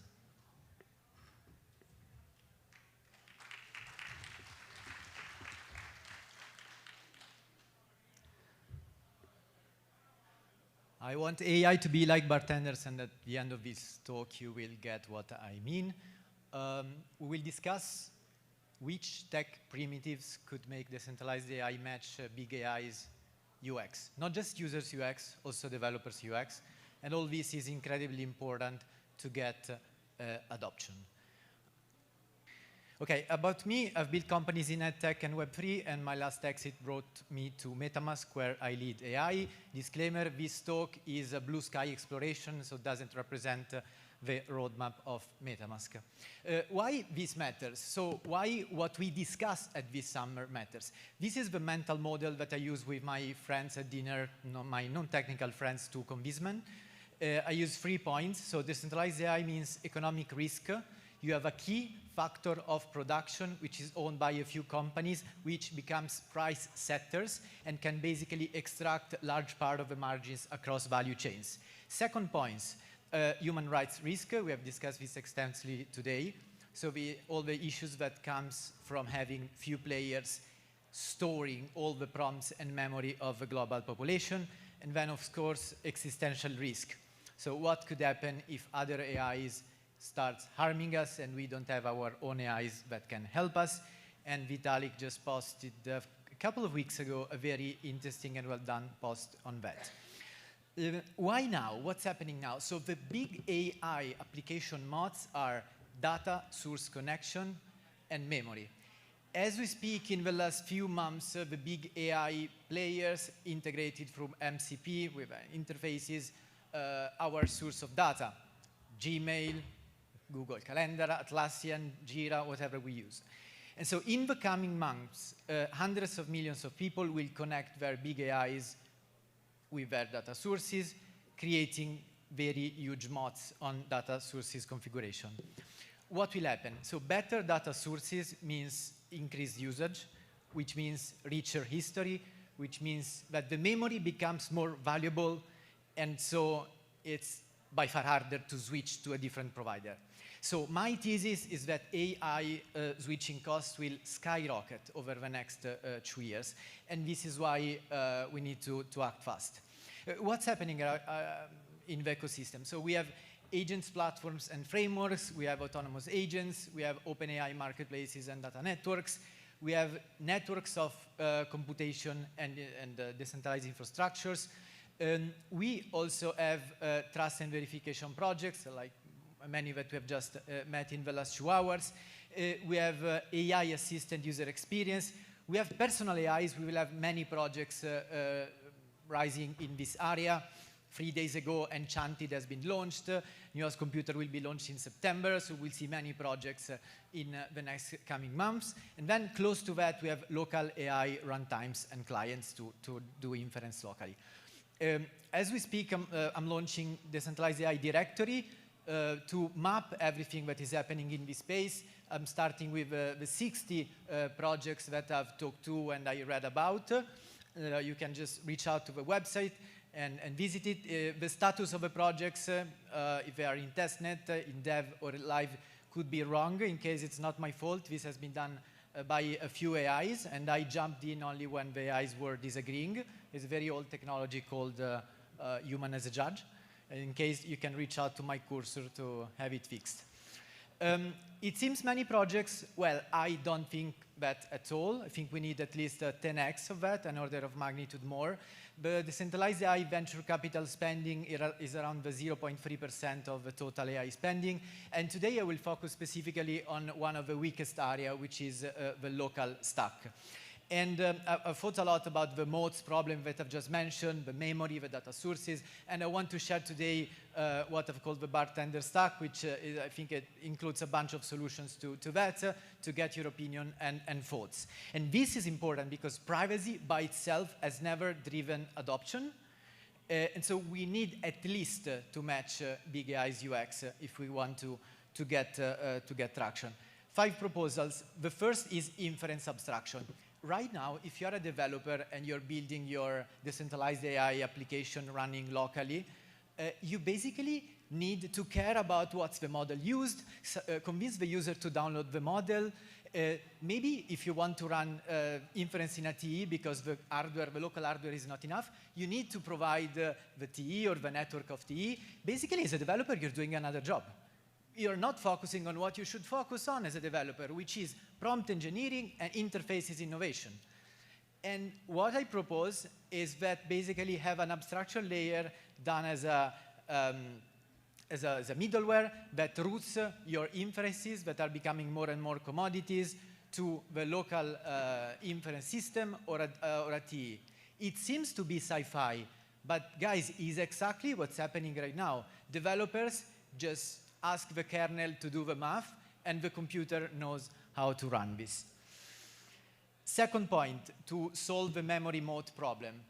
So how about having this same router that we just mentioned, automatically augmenting locally, using data stored locally, your prompts, adding system prompts that picks data from other apps.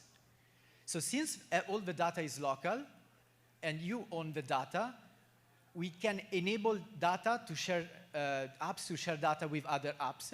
And this way, we are basically destroying the moat. And any new startup, any newcomer can just create a great application and benefit from all the history of your memory that you have created in the last bunch of years.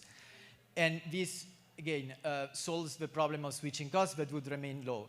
Third, very connected to what I just mentioned, data wallets. We need to enable users once, and not once per app, to decide which application should share, of course, the memory with which other applications.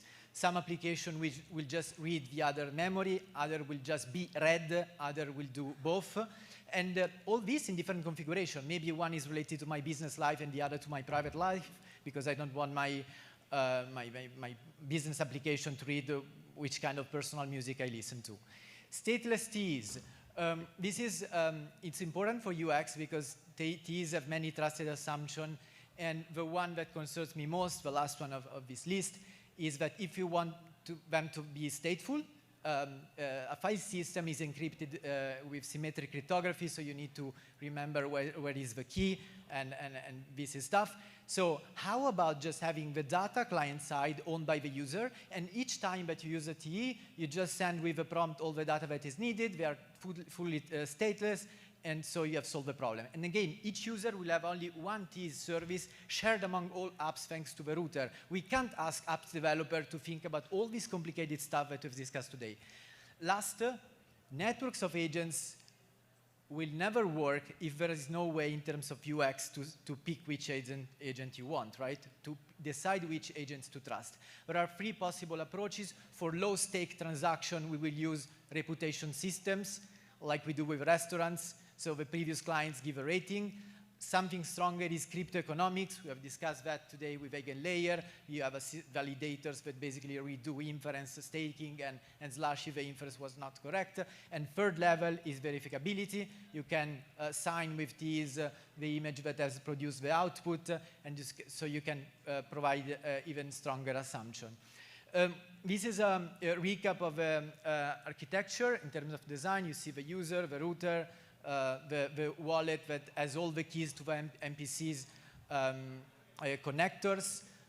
Because guys, it doesn't make sense to reconfigure every MCP tools connection for every app as we do right now. Again, if we do like this, we really attack the moat that big guys are creating. To sum up, again, I want AIs to be like bartenders. So local, replaceable, and forgetful. They listen when I need them, vanish when I leave, and never keep a record of my order history. So too professional to remember what I said after my second drink. Let's stay in touch, and if you like what we have just heard, join the discussion. I've just tweeted 1 second ago this presentation on Twitter. It's very important not just to share the tweet and the voice, but also to involve projects, because everything we have discussed in the summit can be parts that we connect, dots that we connect to achieve this vision. And thank you again for your time, and have a good day.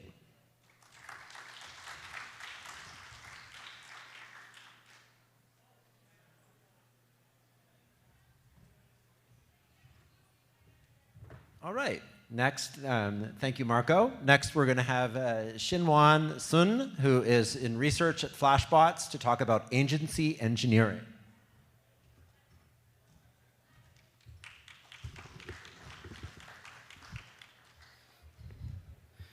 Okay.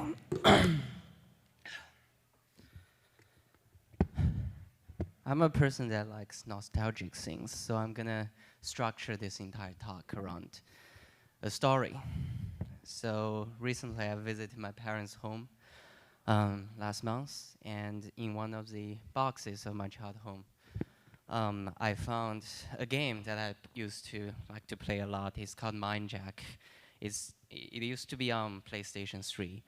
And Mindjack, in the game, there is this interesting ability that the protagonist has that allows him to take possession or quote-unquote teleport to another players or enemies, non-playable characters' body, and use their body to play the game from their point of view. Of course, the same mechanics also applies to some of the boss level enemies, that those enemies could take control of the protagonist's body, right? So in that case, there's this interesting mindjacking around all of the entities. Your body literally acts as a vessel, and other people would be able to plug in into your vessel and exert their agency over you. And this, as I found out about the game, I really thought, oh, this really looks like a lot of the existing social media systems that we have today. And let's really break down what the game is really saying, right? So all of those mindjacking breaks down to this one webhook that exists in all of our brains that is undocumented, right? It's a post API that other people, anybody, could set the header and change the content of our neural wires forever. And just the same as considering any undocumented API that is open out there on the web, the most important questions to ask are that first, who's spamming the calls, who's setting the headers, and finally, how do we fix the security issues with just an open API? How do we patch it, right? And taking the same analogy as the game, we must define what it means to patch them, right? And over here, we see two issues mainly. The first one is with agency, and the other one with autonomy. Those two words are very confusing in English, so I'm gonna give them more or less the technical definition. The first one, with agency, is more about choosing, right? It's the intent. So in the game, agency is about your ability and your initiative, your proactivity to use the ability to control your enemies for to assemble their resources for your winning, right? And autonomy, on the other hand, is that after you have chosen, after you have made the choice, your ability to making the choice actually stick when the board argues back. So this is akin to inside the Mindjack game, if you pick up equipment that allows you to prevent the enemies from mindjacking you, right? So once you have gained that ability from to anti-mindjacking, you have gained sovereignty, you have gained autonomy, right? So one is interior, the other is exterior. So this really looks like a lot of supply chains that we have today. I'm going to talk about three. The slides over here, I think when it got turned into the PDF was overlaid, but the first supply chain that we see already that has this agency leak problem is around finance, and especially around maximum extractable value on blockchains, right? So whenever a user signs a transaction, they're essentially delegating their control or part of the control to a transaction. And that transaction acts as a little agent that is able to have its mind jacked by a block builder, a searcher, or a validator that is who can change the execution environment to that agent, right? So that agent can only see one linear timeline in all of the execution traces, right? So in that sense, the control is leaked when you're delegating a part of your agency, in this case, the execution condition, to a supply network. The other one, of course, is information diet, right? So we all use social media. If you use 8 hours of Twitter, 1/3 of your life is essentially digital. So in that case, a user is delegating their attention to a set of supply network for information curation, right? So when you're doing information curation, the accounts first curate, which acts as mini algorithms, curate the content for your brain food.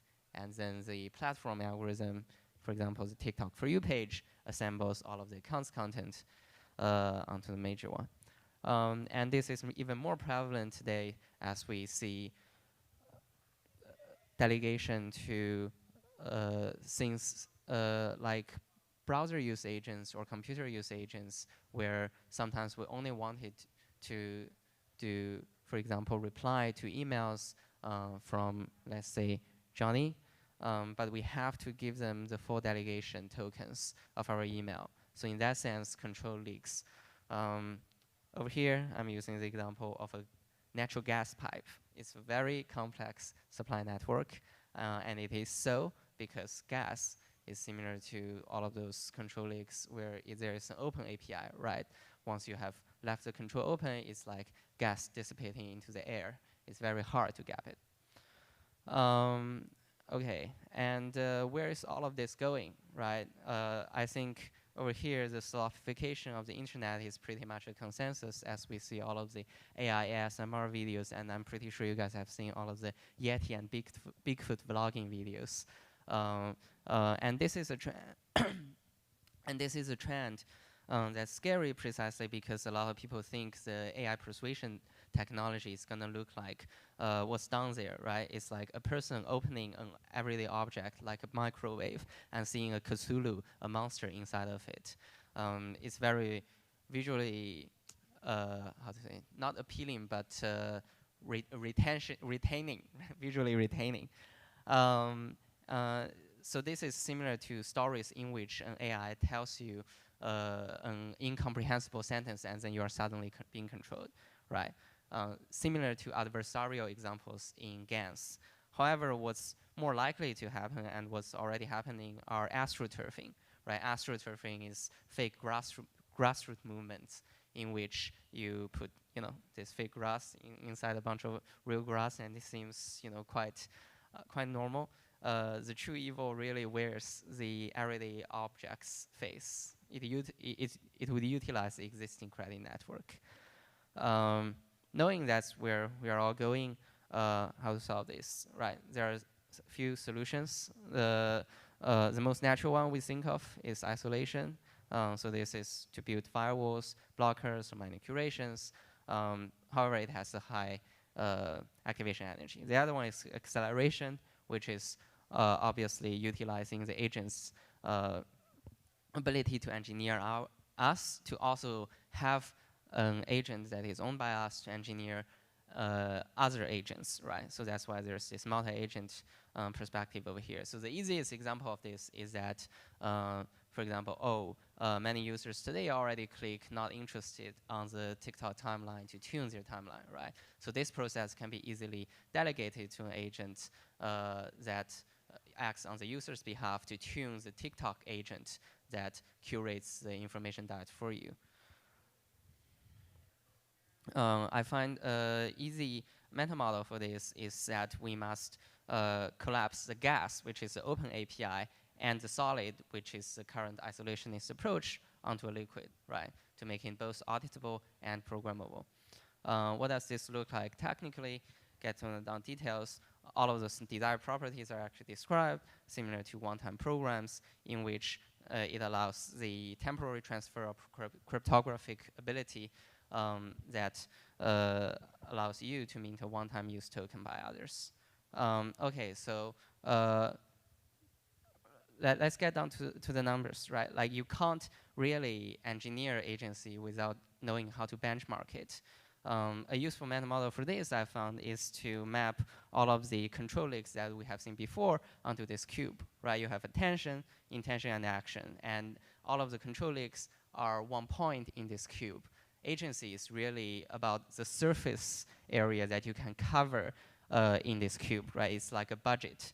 And autonomy is like how much the coordinate drifts after you have chosen a point in this three-dimensional space, right?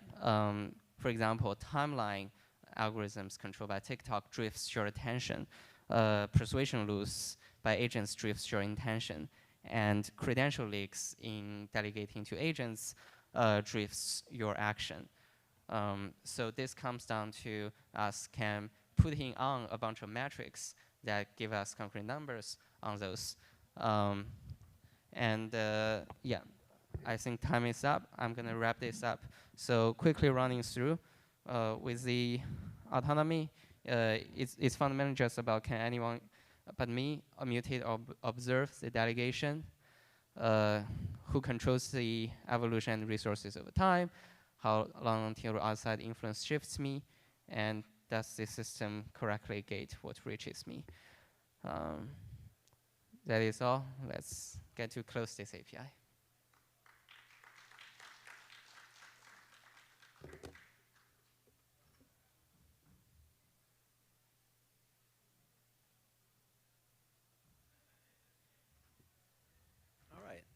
Thank you, Xinwan. Next, we have Aniket Kate, who's CRO at Supra Research and Associate Professor at Purdue University, to talk about threshold AI oracles for blockchain.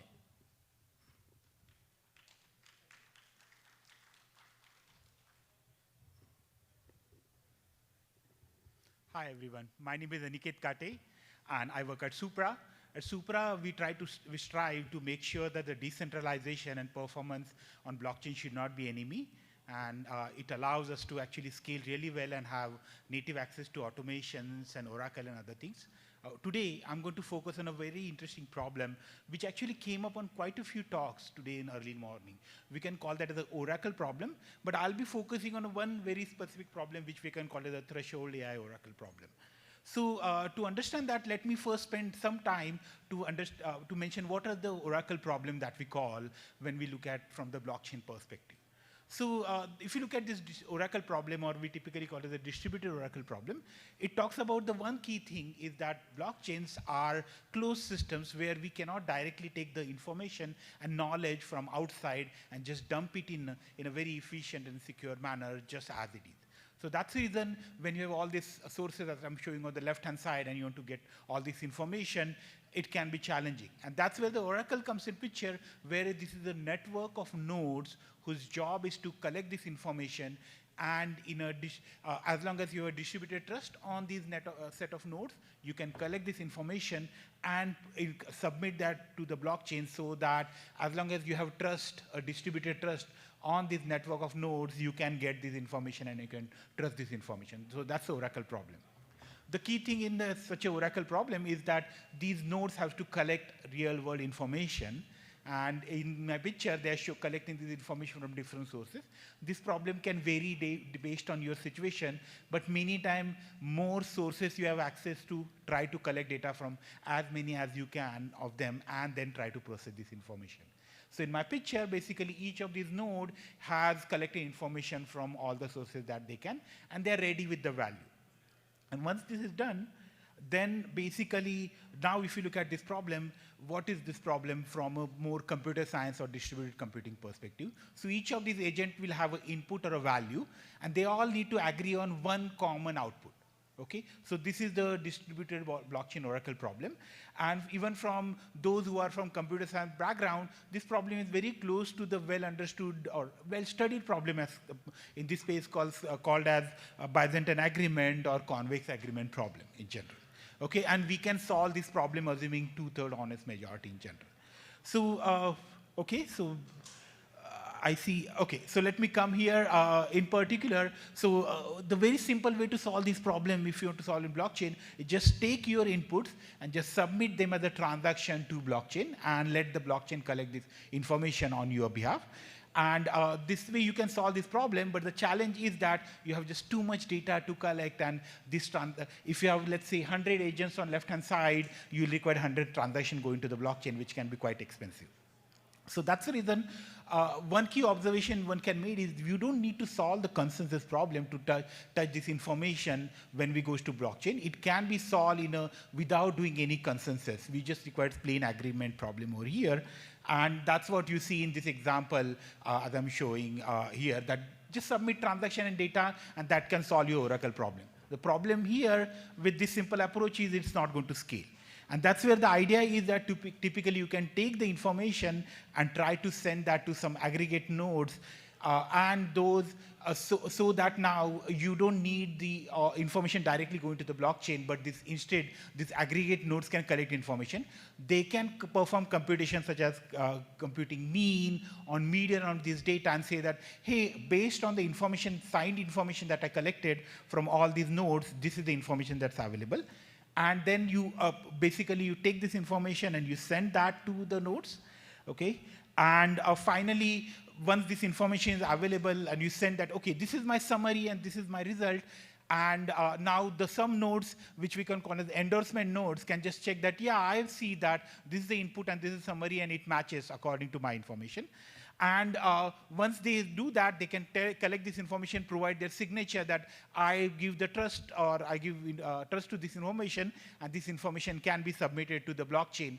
The key difference is that now, rather than hundreds of nodes submitting information, we could only require few nodes submitting information, while we still maintain the security that is provided by all these 100 nodes. So that's a key observation in this space. Now I'm going to jump directly, talk about the topic of today, is that, so this is Oracle. Now what happens when we add AI to Oracle, right? So why, first of all, do we need Oracle, right? So we talked about, when we look at this blockchain Oracle, we talked about taking some data from off-chain to on-chain. But it can be very interesting to see that, in fact, if you see that even blockchains and smart contract might need help from the agents in blockchain space towards collecting the information from the AI agents and submitting that to the chain.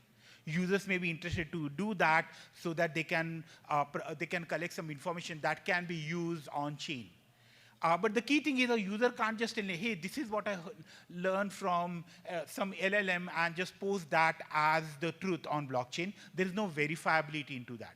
So inherently, the problem why we require AI Oracle is to add verifiability to the data so that when we collect this information from blockchain, from on-site, off-chain, web to AI agents and bring them to the blockchain, that this is where we can bring that in a verifiable manner.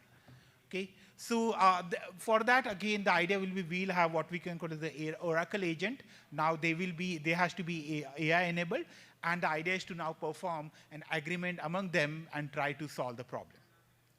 So somehow they got my old slide, so ignore the diagram I checked, but anyway, so the key differences here is that if you look at the blockchain oracles and AI oracle, so the key difference is that when we look at the traditional blockchain oracles, they're predefined data that you collect from them, and they're very limited to the particular elements that you can say these are price pairs and other information. But for AI Oracle, users can make any query that they may like. So that's why it's important that you correspondingly have such information available to them. The data, in that respect, for the blockchain oracles, currently all these queries are proactive. That means information is available in a proactive fashion. But in case of the AI agent, we have to indeed deal with in a much more reactive manner as we deal with this. And if you look at the blockchain oracles today, the key parameter to look for is the latency, the time it takes to take when the information is available at data source to the time it will be available on blockchain. So that latency matters a lot. In case of AI agent, latency will be good, but there are much bigger problems, such as output dimensionality and other things that we'll look into, right? So, okay, this is very interesting. So these are the kind of examples that you can look into this space when we look at the user queries, such as what kind of queries that one may look for.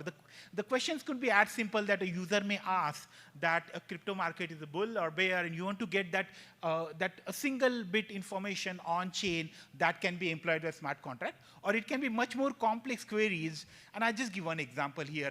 You can think of many more complex examples through which you want to gain knowledge and put that on blockchain, right? So what could be a typical flow in this case? The typical flow could be a user submits a query that they are interested to get information about.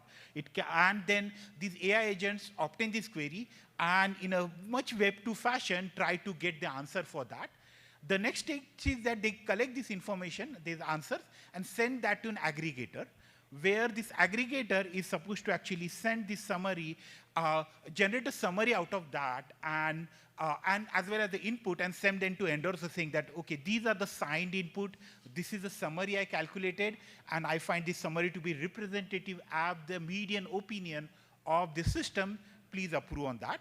And then it will be going to endorsers, where each endorser has to verify that this is happening correctly. And if they say that, yeah, this is the correct representative summary, then they provide their endorsing signature, which will be collected by the agent. Now, agent, once this aggregator agent, once it's got all this enough signature, it can disregard the input, okay? Just focus on summary. There is a signature on that, and submit this threshold signature or multi-signature to the blockchain as an answer to the user query. And as long as we have a like honest majority assumption on the endorsers, or we have an assumption on aggregator, we can solve this problem. I want to focus on the two key steps here, which are very interesting and have lots of interesting AI open problem. One is this aggregation problem. And that aggregation problem is actually a problem which is quite well studied in the, I'll say, adversarial machine learning space, which is known as the secure Byzantine robust aggregation problem. Okay? So the key consideration is that when we go to the AI space, there are very interesting topics there. Like, for example, what is the bias that can be introduced by providing adversarial inputs to system, or adversarial answer where they are adversarial form, okay? So the dimensionality of the answer, which is the dimension that you use to represent the key role over here. The other aspect is computational complexity, which again depend upon, it should not be dependent on the dimensionality, and you want to reduce the computation overhead there is a challenge. And as well as make sure that you maintain the Byzantine fault tolerance, which is independent of D, is a very interesting problem. There are good solutions in this space, but more can happen, and I'll be happy to talk about this if you are interested in this problem. The second and the last problem I want to focus on is also very interesting. So, okay, so I am an aggregator, I have done all this computation, and I send you the summary and inputs. The simplest thing is you also do the exact same thing and check that, okay, this matters, this is correct. So that trivial approach works, but can we do better than that? Can we have verifiability so that the verifier can do that much more efficiently is the second problem to look into, right? And I want to add that as compared to the verifiable AI that we discuss here, this is a much simpler problem because there is no background knowledge here. This is simple, these are the inputs and their summary, and we want to actually perform this verification efficiently, and that's what we want to try to do. Again, we already see some interesting space in this case. We have a working demo, and I'll be happy to discuss and share with you those who are interested into that. But with that, I'm coming to the end of this talk. These are old slides, so somehow it had one more slide present over there. Yeah, in case you want to talk to me more, you can search me on Twitter, or I'll be around today, tomorrow, and as well as Wednesday. So in case you want to ask more about Threshold AI Oracle, I'll be happy to talk about it. Thank you.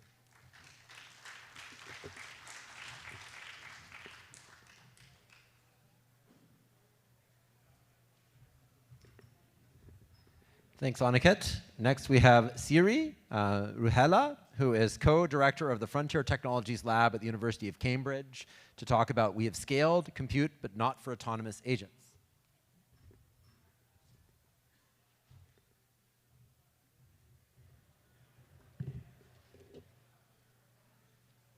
All right. Hello, everyone. I hope we are still all well awake and ready for another chat. So I will be talking to you today about how we have scaled compute, but not for autonomous agents. We're still always expecting to see a human behind the keyboard. So what do I mean with this? Currently, agents have functional autonomy, but no infrastructure autonomy. And what that means is that most of the time, we have agents that are capable of writing code, calling APIs, and managing execution. They are contributing currently around 5 to 10% of all public pull requests of code. But at the same time, when we start looking into the infrastructure underlying all of that, we can tell that cloud platforms, most of the time decentralized networks, as well as all kinds of HPC supercomputers, still assume that there is a human choosing a region, configuring user permissions, and reading compliance documentation. So if we are actually trying to reach some kind of a, autonomous agent economy or anything to that direction, we really have to also start looking into how to offer programmable access to the underlying infrastructure. And that's what I mean when I talk about infrastructure autonomy. So why can't agents just use cloud? So what are agents lacking today?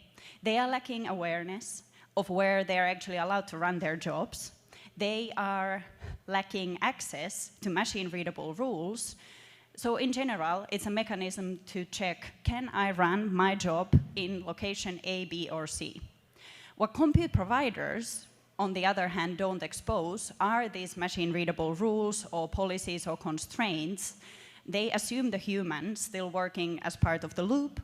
And what this ultimately prevents is the autonomy. It prevents coordination of agents among all of these systems. And ultimately, all of this leads to non-scalability across agent and compute. So obviously, we all know of the existence of MCP. But I think what we are really curious to kind of look into going forward is so-called policy layer, so making compute actually understandable for agents. So by actually going through and translating different type of compute provider rules into machine-readable constraints, we can actually start offering this type of cross-provider compute coordination without human involvement. Very simply, at a high level, I have drafted down kind of like a workflow of how a such system could work. And there are two participants to it. There are the agents and there are compute providers, where agents are submitting their kind of tasks or job requests that are then checked and benchmarked against the compute providers' different types of constraints that are then evaluated and only then further passed to a specific compute location. And why does this actually matter? So I believe that we have all already, even today, heard quite a few times about sovereign compute becoming a thing. Currently, we're kind of seeing cases where job must be run under national, institutional, or environmental restrictions.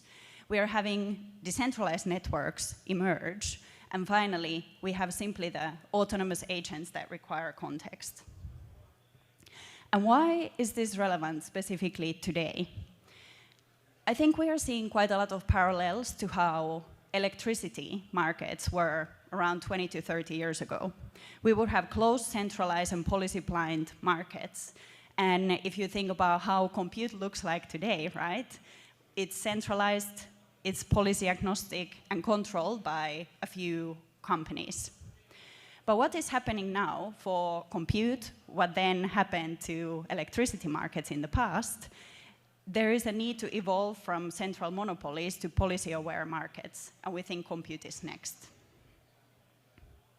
So on the roadmap towards this policy-aware compute, we are seeing three key phases. First of them being intent and policy schema definition, the actual framework that different compute providers could be actually offering to the agents to benchmark against, working through simulator workloads, and finally, establishing cross-network coordination. So if anyone here is working on agents, compute coordination, or especially any kind of logic, policy, or sustainability, we are very excited to speak with you and hopefully collaborate in the future. Thank you.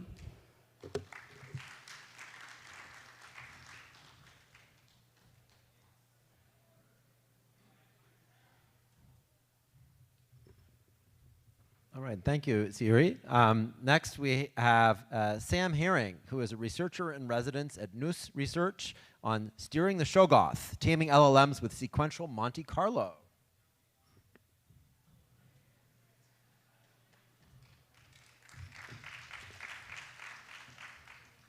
Hi, my name is Sam Herring, and this is Steering the Shoggoth, Taming LLMs with Sequential Monte Carlo. I want to highlight that this is more of a safety and interpretability talk than overall decentralization, but I still think it has very much importance across the field. make sure this goes here. Constrained LLM decoding is an active research area today. Even with fine-tuning methods, getting guaranteed programmatic constraint following is a tricky problem to solve. As you can see here, I have some examples of getting an LLM to output in JSON format, with some that don't completely validate against JSON schema. The method we chose for this approach, which is called SMC steering, offers a new way of solving this problem. What is SMC steering? SMC steering is based on the sequential Monte Carlo sampling algorithms, also called a particle filter, in which initial generations are made in a branching format called particles, and then these particles are extended and reweighted based on their following of the constraints. The initial paper we based this approach on is from 2023 and is linked here from a group at MIT. Compared to existing methods, SMC steering offers benefits in both hard binary constraint evaluation, whether or not a generation follows a given constraint, and soft score-based evaluation using schemes like LLM as judge. Because SMC steering approximates what's called the true Bayesian posterior distribution, it has advantages over local methods like logic biasing in coherence. Under the hood, SMC steering is based on a model called the Feynman-Cach transformer, in which a string in the initial empty state is continually modified using what's called a Markov kernel. These modifications are then scored using what we call potential functions, where the constraints are encoded, and this allows for the reweighting and extension of particles. The authors of the initial paper provided a library called LLAM-PPL, which is based in probabilistic programming and allows developers to write easy stepwise token selection control methods in Python syntax. There's an example here of a step method. This method is for an example I will discuss later, which allows us to steer away from tokens and related concepts. As I mentioned, some areas we explored. Primarily, we touched on steering away from tokens and concepts.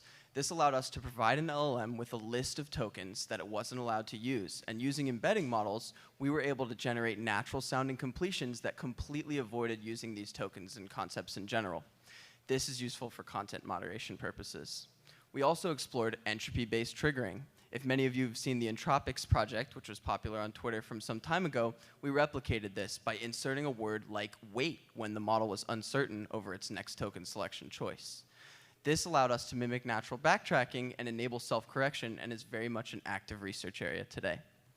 Finally, we touched on control vector integration using a project also from News called RepEng. RepEng allows you to train control vectors to apply them to models at inference time, and using SMC, we were able to toggle on and off control vectors in a fine-grained stylistic way without disrupting the base probabilistic nature sampling from the LLM. I had an experiment here to touch on how we controlled reasoning length and its effect on benchmarks, but for time's sake, I will skip to the big picture here.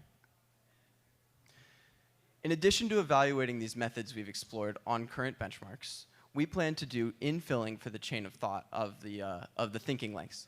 This allows us to generate fine-tuning models, fine-tuning data for models that would allow models to think on a fixed token budget. The authors of the original paper provided a follow-up paper this year called Self-Steering Language Models, in which a large language model, like GPT-4o, could write these LLAM-PPL Python constraints for small models like Llama 1B to follow. This showed massive performance gains on these small 1B models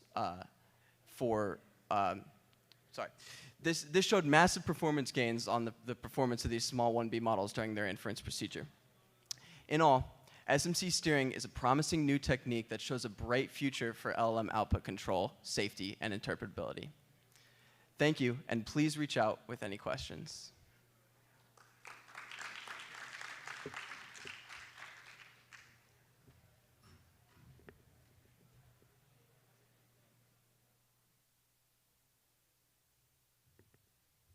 Sam. Next up, we have, and last in this session, we have Professor Ramesh Raskar from MIT's project Nanda to talk about that project.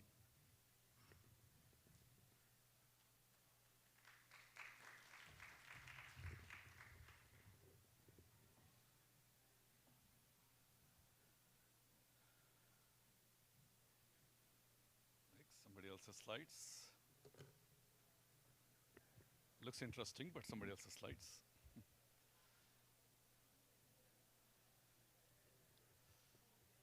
should I wait for the slides to show up?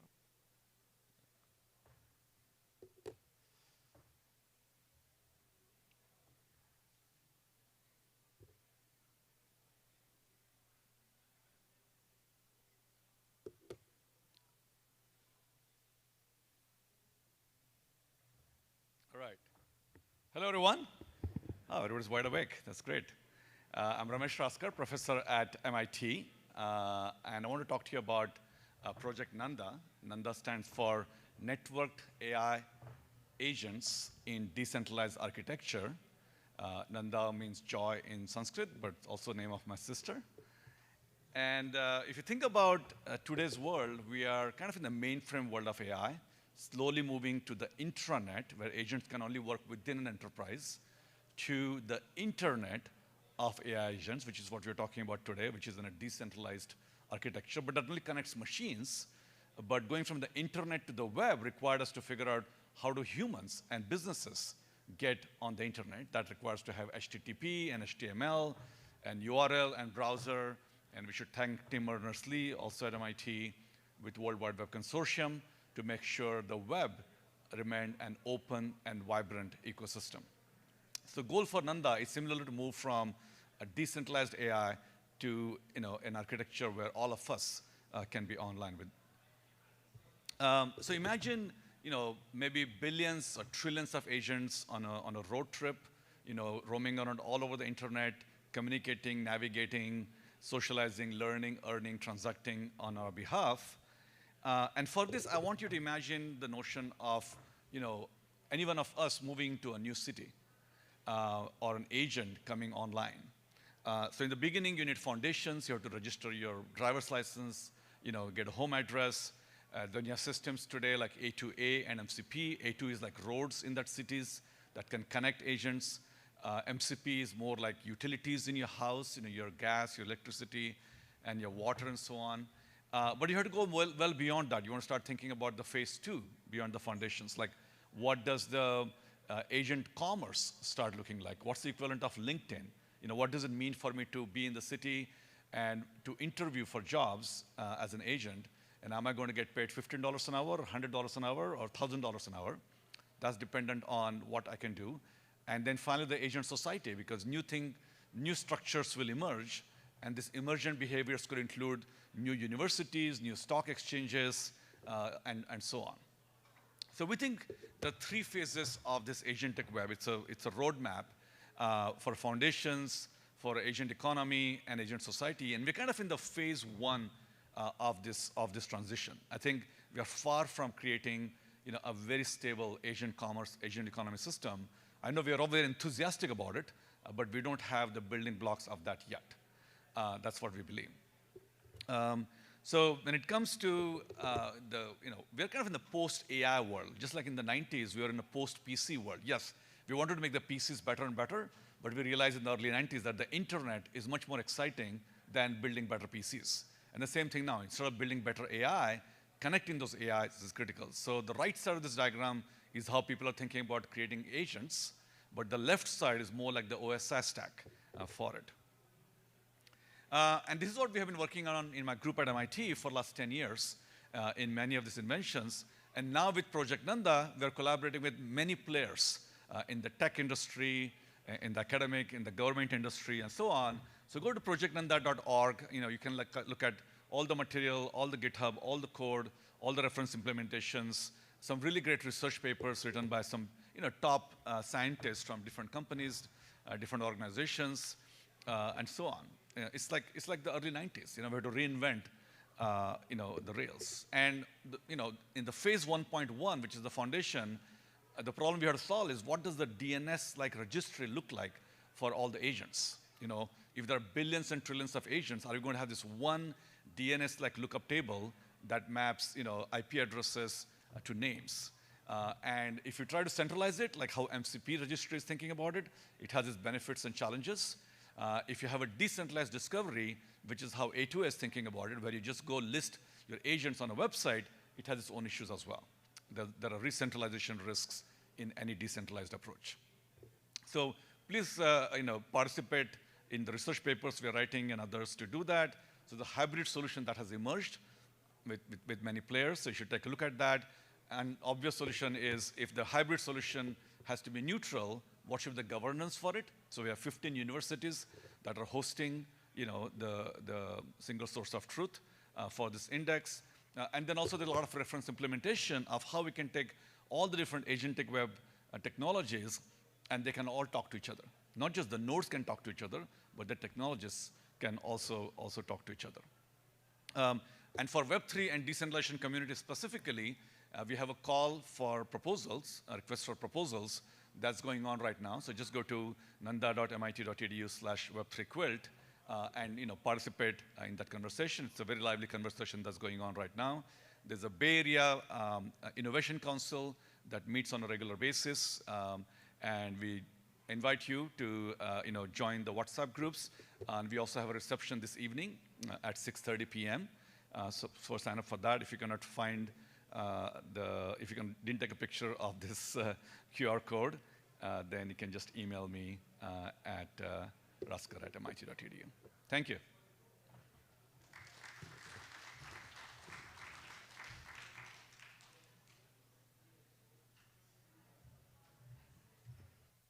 Thank you, Ramesh. I misspoke. There's 2 more talks, so looking forward to hearing also from Jari Kolmainen, sorry for the pronunciation, who's a research engineer at Jensen, talking about scaling challenges in decentralized training.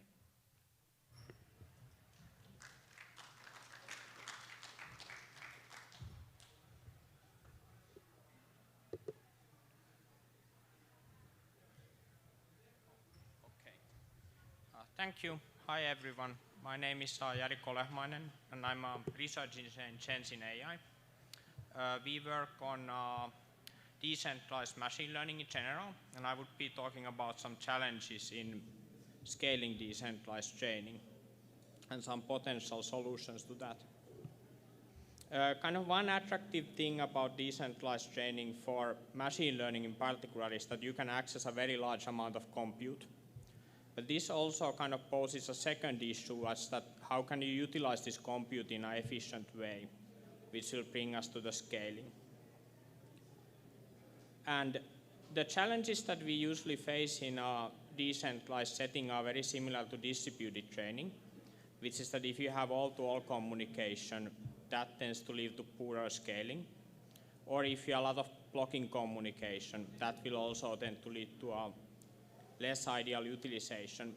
But something that's more unique maybe to decentralized setting is that you are typically working with a very limited bandwidth as compared to like training in a data center as such. If you think of a machine learning methods that are typically employed for building these larger models, you have kind of all these 3 things present there which generally make them unscalable in decentralized setting. One kind of way how you can deal with this is that use so-called gossip-based training. And it's more like a family of methods, and the typical idea is that you try to like take these all-to-all communication steps that are the main problem or bottleneck for scaling and replace them with some type of a centralized, local procedure that would only happen locally, and then it won't hurt your scaling so much. Usually there's some price to pay then in the performance, but ideally you can get better ultimate utilization of the compute and faster training this way. One of the earlier works cited here is the epidemic learning, if someone is interested. We recently developed a new method also kind of using this similar idea. I'm not going to go too much into details of it, but what we did is that we modified the optimizer step that you would do in a typical training setup and replaced that with a local communication. And what we kind of got from there is that we didn't really lose that much performance, and we were pretty much on par, with these methods using all-to-all communication. But we definitely speed up things a lot, when the communication becomes a bottleneck. And if you want to learn more about the paper, you can read it from there. And thank you for listening. And if you are interested in changing, you can find more information from these websites.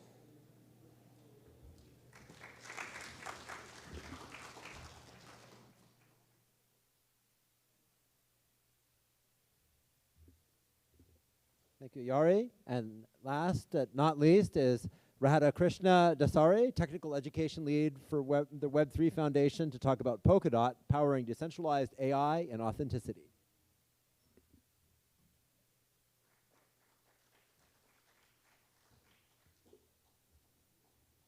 Hello, everyone. It's the last talk for today. We'll try to keep it short. And just so that you relate to me as a speaker, so I did my PhD in AI, computer vision specifically from Buffalo, New York.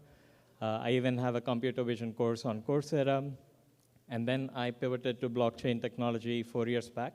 So I moved to Switzerland. Now I work at like Web3 Foundation, whose flagship project is Polkadot. So for those of you who don't know much about like blockchains in general, or may have heard of like Ethereum, so Polkadot was founded by Gavin Wood, who was also a co-founder of Ethereum. So this blockchain, it's usually referred to as blockchain for blockchains. So currently Polkadot is the home for 40 parachains. For Ethereum familiar people, you can think of it as 40 rollups, which are secured by Polkadot, and they can also interoperate with each other, which is a lacking feature in Ethereum. And this is the home for a lot of activity. So these 40 parachains, which are blockchains, are customly built to address a specific use case for blockchain. And few of them are AI-based blockchains, which I'm going to talk about. So fundamentally, like Polkadot blockchain network, it uses Rust as its programming language. It's sort of a blessing as well as a curse, because a lot of projects that you've seen that are related to blockchain, they are smart contracts based, which are probably written in Solidity. So this requires like a learning curve, but it's also very rewarding, especially if you're trying to write applications which are very computationally intensive. So we provided an SDK to handle that level of scale that is required, especially for AI. So some of the notable projects that have been built using Polkadot SDK, so we have BitTensor, so they lead their way into decentralized AI, so it's built with like Polkadot SDK. But the beauty of like Polkadot is that you need not be like part of like our ecosystem. You can use the SDK to sort of build the blockchain and also run as standalone like a BitTensor. But we have the other two chains, NeuroWeb, they do decentralized knowledge graph, and then Fala Network do like AI agents as well. So if you look at the overall transactions that are crunched by Polkadot Network, you see AI-based chains taking a lot of like transaction volume. But along with that, you have other chains as well with which you can interoperate. So for instance, I want to conclude this session as well as like this summit in a way by talking more about what's called content authenticity. So a lot of people have talked about like AI as the use cases for AI, but very little has been explored in how can you use decentralized technologies to keep AI in check, right? So right now, this is a problem that we have. It's hard to trust someone online at this point. Like you don't know whether it's a person or an AI agent. So content authenticity initiative is something Web3 Foundation is looking at. And we have a blockchain, like parachain called as Frequency, that's going to, together with content authenticity and Polkadot, we're trying to look at a solution where you have a social media application where you know for sure that it's a person, and the person can preserve their privacy, and it's also possible to check the authenticity of the content there, right? So we are exploring opportunities. We have the funding for this. Feel free to reach out to us. We have a booth down there. And finally, I want to conclude with the next big breakthrough that Polkadot is exploring. So JAM protocol, graypaper.com. If you can go there, you'll see the specification for it.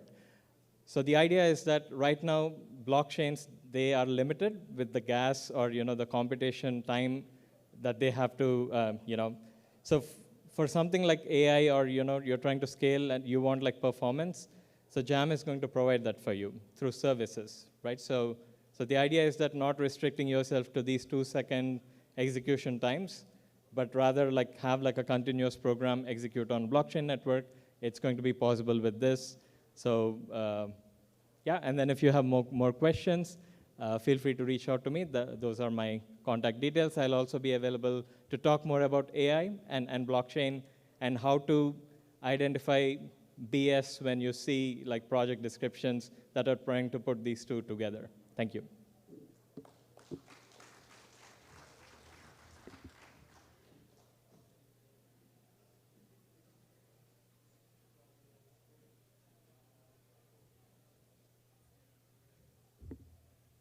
All right, we have our final portion of the day, and that is featuring our startup spotlights and our lightning talks.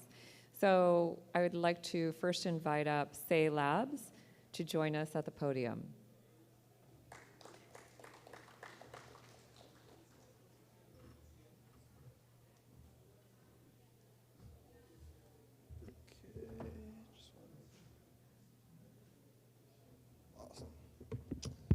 Okay. Hi, my name is Karthik, and I'm a founding engineer here at Say. We are a EVM L1, parallelized, and currently the fastest L1 out there. Today I'm going to be talking about payment-enabled AI agents. So AI agents are going to transact autonomously. And the problem right now is that we need those payments to be micro, instant, and programmable. The issue with legacy Rails is that they're fundamentally designed for humans and not for agents. Right now, there's a lot of CAPTCHAs, there's a lot of different legacy blockers that inhibit agents from actually making payments. So let's look at current card tactics, right? We want less than a second finality for each payment, but you have authorization and clearing issues. You want less than a tenth of a cent fee for these payments, but you have interchange and scheme fees. You want it to work on any HTTP endpoint, but there's CAPTCHAs and bot walls. And you want it to be 24/7 and global, and fundamentally, card networks are limited. The legacy UX is also really complicated and designed for humans, right? So first you create an API account, then you set up a payment method with different KYC and approvals. You set up a subscription, and then you handle the API keys. Then finally, after you make the subscription payment, do you get the service? It's kind of roundabout and assumes that a human is behind the person. So how do we adapt to agents? X402 is this new standard that Coinbase released that makes use of the HTTP 402 payment required response. So when an agent wants to request an API, they can send a specific API request, and it will respond back with HTTP 402 payment required, saying you need to send this amount to this address. Then right there, the agent can send a stablecoin payment. It's verified instantly. You can retry the HTTP call, and they can receive the service. You don't need any API keys. You don't need any subscriptions. It's just pure HTTP. So the flow is really simple, right? The agent sends the request. It submits the stablecoin payment, and the service is granted. Fundamentally, when agents are going and requesting services, et cetera, it needs to have very quick response times. And that's where Say comes in as well. X402 is just a protocol that's built on any standard. We kind of adapted that to be the fastest possible so that request latency stays UX visible. It's the lowest possible fees. So even micro purchases of like 1/100th of a cent are still viable, and it's the fastest. So we have a lot of work with Coinbase and a few others to bring this to reality. We're doing things like hosting facilitators, working with different payment providers and different on-ramp and off-ramp services. But I think, generally what would be really helpful is for you guys to take a look at X402 and really promote the standard. Cloudflare actually adopted 402 itself for API paper crawl for different AI agents. And the hope is that this moves towards stablecoins, that's fast, instant, and programmable. Thanks so much, guys.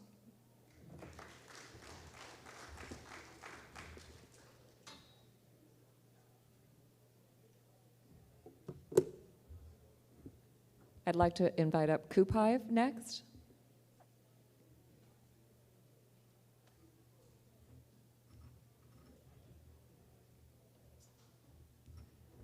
Hi, my name is Levi. I'm the founder of Coophive. So we have a few problems in creating marketplaces, right? So they're expensive to build generally. They're not scalable or composable, and they're not built for the future of agents. And so we're talking about marketplaces like compute, storage, bandwidth, information, energy, real-world assets, and so on. And so what we're building are modular marketplace primitives that enable you to create any kind of marketplace you want from basic building blocks. That enables you to trade any asset or any combination of assets programmatically, and where you have utility maximizing agents negotiating everything on behalf of the end user without any human input necessary. And one of our core principles is utility maximization as a first-class citizen, right? So if you look at, let's say by analogy, a lot of cryptography research, especially in zero-knowledge proofs, they were discovered in the 1980s. They didn't really find many applications until the 2010s and a lot more recently. But now they're exploding in use. Something very similar is going to happen with a lot of the game theoretic literature. We're going to start seeing an explosion of really kind of this mountain of research that hasn't really been used. And really, you can use this utility maximization concept in in really any game, like pricing, competition, cooperative games, coalition formation. You could do it for coalition formation for decentralized training. You could do it for many other things. And just the takeaway is that composable markets and games will underpin the future of multi-agent systems. These building blocks, these tools are inevitable, and that's what we're building. So if you're interested, please scan the QR code or come talk to me after this. Thank you so much.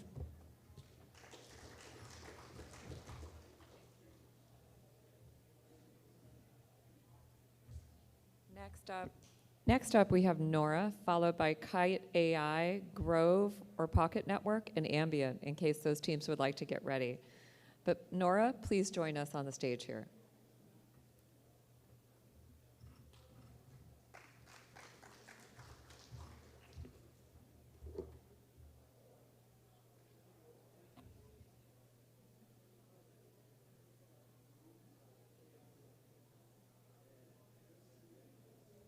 Hey guys, I'm here today representing Nora. So the reason we started this was because, well, today, essentially, software engineering is going through like an industrial revolution, right? Whether it's with Claude or Cursor or whatnot. But Web3 largely has been left behind. Like Web3 code, it's not only niche, but it's also like very hard and logic rigorous. We set out to solve this. We thought it might be possible if we brought much more deeper reasoning capabilities. So we brought a bunch of experimental RL and mathematics techniques into a coding agent to really solve this. We've already started a 1-month beta for this just this past month. It already outperforms Claude, Cursor, and Windsurf and whatnot on Solidity development. That's the first beta version, what it was trained on. And yeah, essentially, people have been able to build dexes that normally maybe took, let's say, a month to 3, depending on how much time you spent on it, in a matter of 30 minutes to around 3 hours or so. And yeah, and the long-term vision, what we hope this would enable is newbie engineers, essentially Web 2 engineers, or just people who don't know how to code at all can just use Solidity, or in the future, other languages that are really critical to Web 3 very, very quickly. And then the second is to really take ideas to products, from months to single-digit days. And yeah, and then also to really for the great devs out there today to help them, code more, be much, much more efficient, and just do much, much greater design. So yeah, thank you. And if anybody wants to try it out, visit mynora.ai. Beta's going on. So yep, thank you.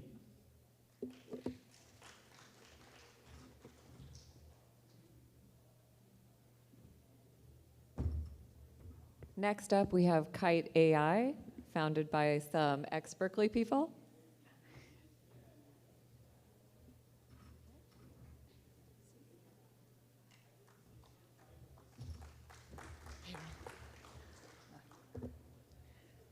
Thank you, everyone. I'm Chi. I'm the co-founder and CEO of Kai AI.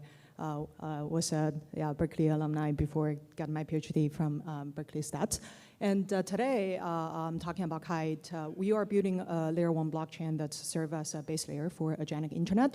But in order to do that, the first problem we think it's really important to how to solve the programmable trust infrastructure issue or like needs for the future. And we want to really do that by defining the trust with identity, governance, verification, and payment. So as we all know that agents or agent internet is definitely like a way bigger super cycle opportunity than the past, the mobile and web internet. But what makes it really still a challenge compared to before is all the past internet is designed for human-centric versus agentic-centric. And when it comes to the first thing that's needed to be solved, or one of the first things need to be solved, as Sequoia and Andrew Capazzi recently pointed out, are both persistent identity and authentication. And of course, many people like today talking about payments is one of the very important things to solve.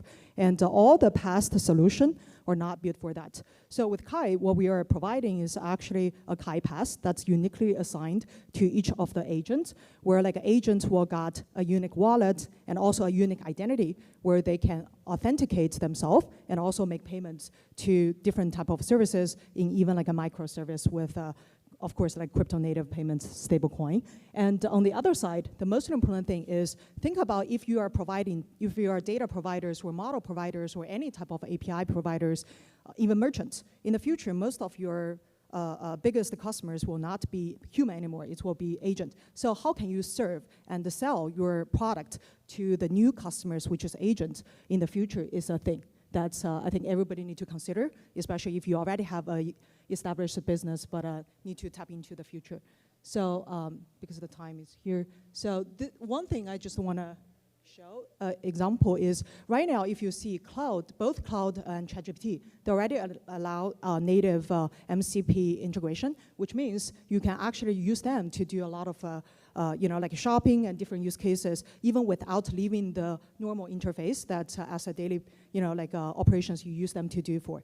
And why Kai is, why we are building this on blockchain is apparently, everybody know, like programmable money and programmable trust is the foundation that blockchain natively bring.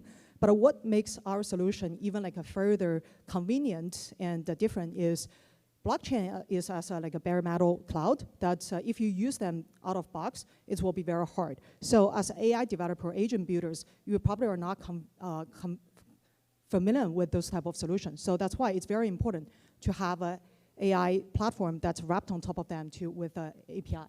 So that makes us, thank you.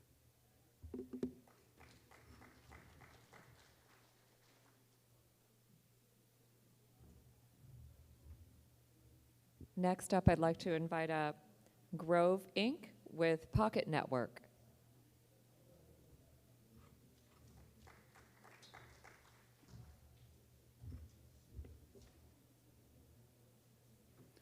All right, this is going to be shorter than an Instagram reel. So I'm Olshansky. I'm the CTO at Grove, which is the labs team for Pocket Network. And prior to this, I was working on machine learning infrastructure at Magic Leap and Waymo for many years. What I learned about decentralized systems is that you need APIs. You need APIs for open canonical data sets, and you need APIs for stateless services. Where do you get them? Well, you need a blockchain. We use the blockchain for API discovery, and then we have an SDK for API quality.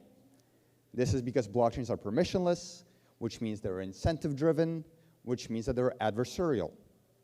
So by having API discovery and then API quality, that's how we can service enterprise customers, developers, and in turn, agents. Now, that's all cool, but let's hear about some numbers. So we handle anywhere from 50 million to 1 billion requests a day. And like crypto prices, our volume fluctuates as well. We have enterprise customers. We have partnerships with big companies like Google and Ripple, amongst many other small developers. Now, API, an application programming interface, is a language, but a network request is a medium. And we all know about RPCs, remote procedure calls. So what I want to leave this off with is API is the medium, API is the language, RPC is the medium, and the way we solve all of this is by resolving the RPC trilemma, by providing reliable, performant, and cost-effective APIs. Find me afterwards if you want to know all the technical details under the hood. Thank you.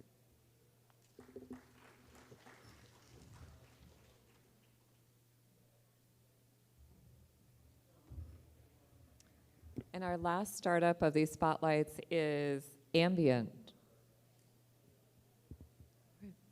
We'll be following that with 4 lightning talks by researchers, so please stay tuned for that.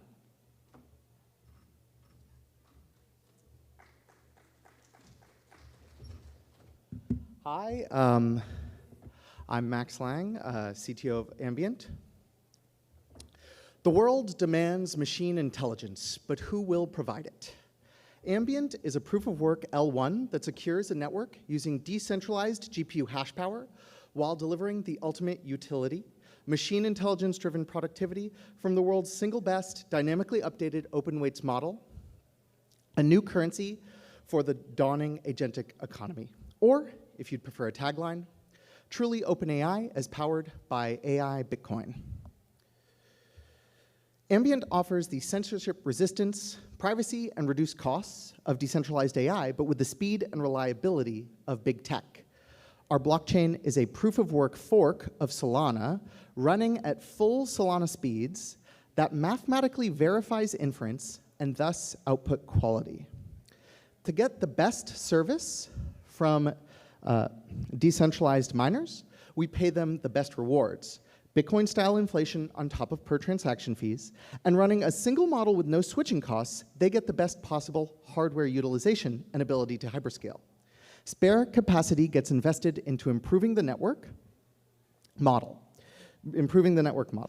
We put human-like intelligence on chain and make it available cross-chain and to agentic frameworks, both in Web 3 and Web 2. We are currently deploying our DevNet in preparation for testnet. We've forked Solana and built our proof-of-work consensus and are implementing our API. We're currently oversubscribed for network capacity on testnet. We're a team with a lot of enterprise experience focused on building practical solutions that will meet the needs of Web 2 and Web 3. I've hit milestones for Microsoft and Amazon, and as the second engineering hire helped Blend Labs achieve a $4 billion IPO, among other successful exits. My co-founder and our CEO, Travis, has made major contributions in diverse industries ranging from biotech to transportation. We are looking for conversations with potential miners, developers, and enthusiasts going into our testnet launch. So feel free to find me after this and we can connect. The world demands machine intelligence, and with a clever decentralized strategy, we will weave this currency into every handhold of our lives, rendering it ambient.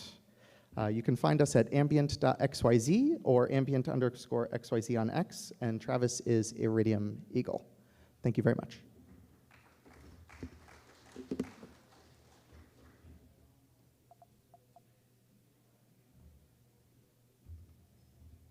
For our first lightning talk, I'd like to invite up Lilia Tang, followed by Jackie Yin. Lilia?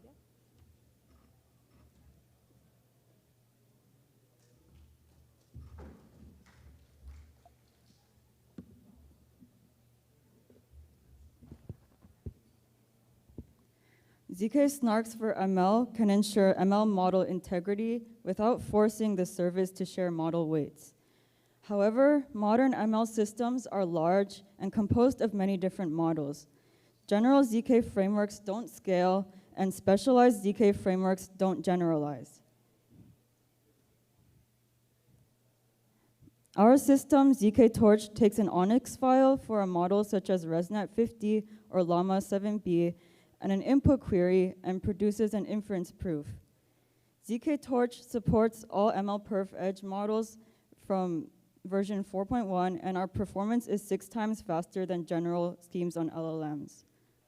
Our parallel accumulation scheme efficiently compresses the proof, resulting in 3 times smaller proof sizes than specialized protocols. Thanks for listening. Check out the zkTorch repo on GitHub and the poster at the poster session.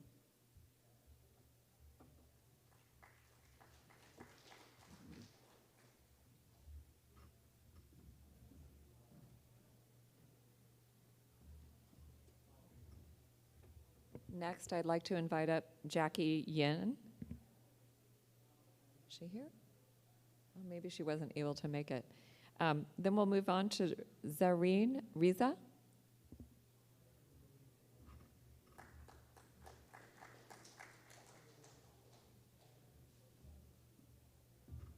AI benchmarks now guide $100 billion investments and shape public trust, but current systems are systematically gamed. Companies can submit dozens of private model variants, cherry pick the best scores, and hide the failure cases. So in today's days, the evaluation is less about scientific advancements, but more about promotions and securing the next round of funding. The leadership illusion paper by leading AI scientists investigated and found out that platforms like Chatbot Arena give unfair advantages to proprietary model providers through selective disclosure and biased data access. Today, I'm introducing DeVal, a decentralized protocol for AI evaluation that prevents this kind of manipulation strategies. DeVal is a fully end-to-end decentralized public utility protocol that hardcodes fairness, transparency, and valid measurement into its architecture. It uses a blockchain-based immutable ledger to track all evaluations and submissions. It uses smart contracts to automate fair compensation and evaluation execution, zero-knowledge proofs for verifying model checkpoints without revealing weights, and item response theory to separate the model capability from question difficulty, enabling a fairer comparison that reflects the true capabilities of these models.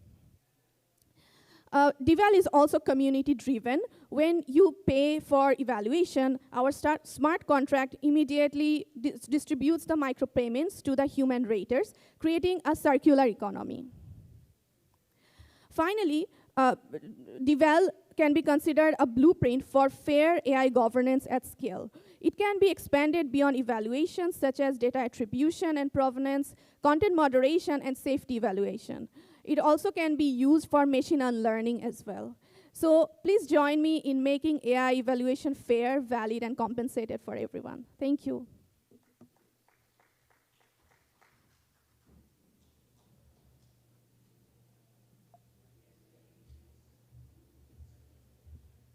We're going to go back to Jackie Yin. So if the AV team could go back one deck. Jackie, please come up.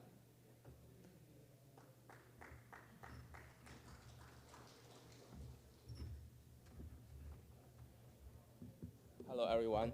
I'm Jackie from HKUST. I'm glad to introduce our project called InterAgent. We aim at building a fully decentralized multi-agent cooperation network to maximize the collective intelligence and the capacities of AI agents for the next generation internet of AI agents. Currently, the centralized multi-agent systems are simpler and more efficient, but they are limited in scalability, adaptability, and flexibility. Also, their level of intelligence and the security and the privacy are also limited.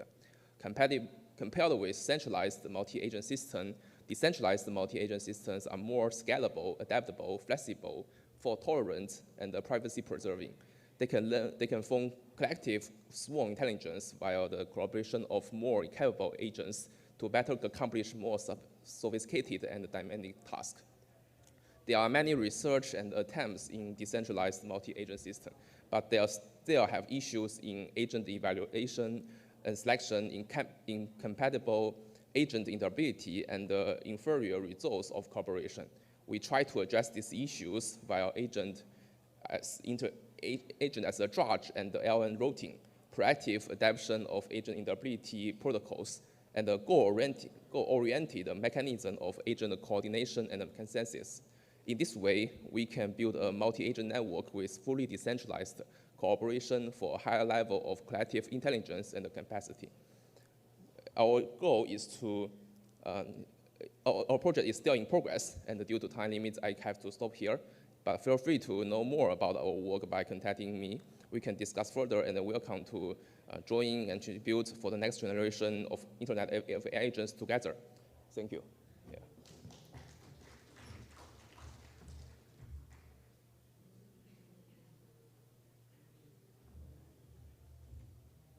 And our final talk of today is by Yongli Yazoo, and that will be followed by a reception on the patio. So we hope that you will all join us out there as well. So hello everyone. So my presentation is about how to train a model for PV power forecasting in a smart meter. So firstly, our problem is try to forecast the PV inverter's power. For example, the PV inverter produced by the Tesla at each PV household. But we don't want to do that in a centralized way. We want to do it just in the power grid edge that is directly in the smart meters. Okay, so as you can see that we have a smart meters associated with each solar PV household. And then our problem is very simple. It is just a time series forecasting, but we transplant the model training process totally on the smart meter itself. And that smart meter is a resource limited type, which does not have strong memory and space and the CPU. So then we have to devise some tricks to implement the training process. For example, the mixed or the reduced precision training, as you can see in the flow chart. As you can see, the meter is only a Cortex A53 CPU and with less than 1 GB memory and less than 1 GB disk space. So it is a mass production type, which means that it is not specially designed for the on-device training. Okay, so that's so you may need to do a lot of hardware and some cross compilation work to make your model training automatically on the smart meters. Yeah. So our next step is to try to deploy some blockchain architectures on the smart meters, and also we considering some like graph machine learning training or inference to implement on the smart meters. Yeah. So thank you for your listening. Yeah.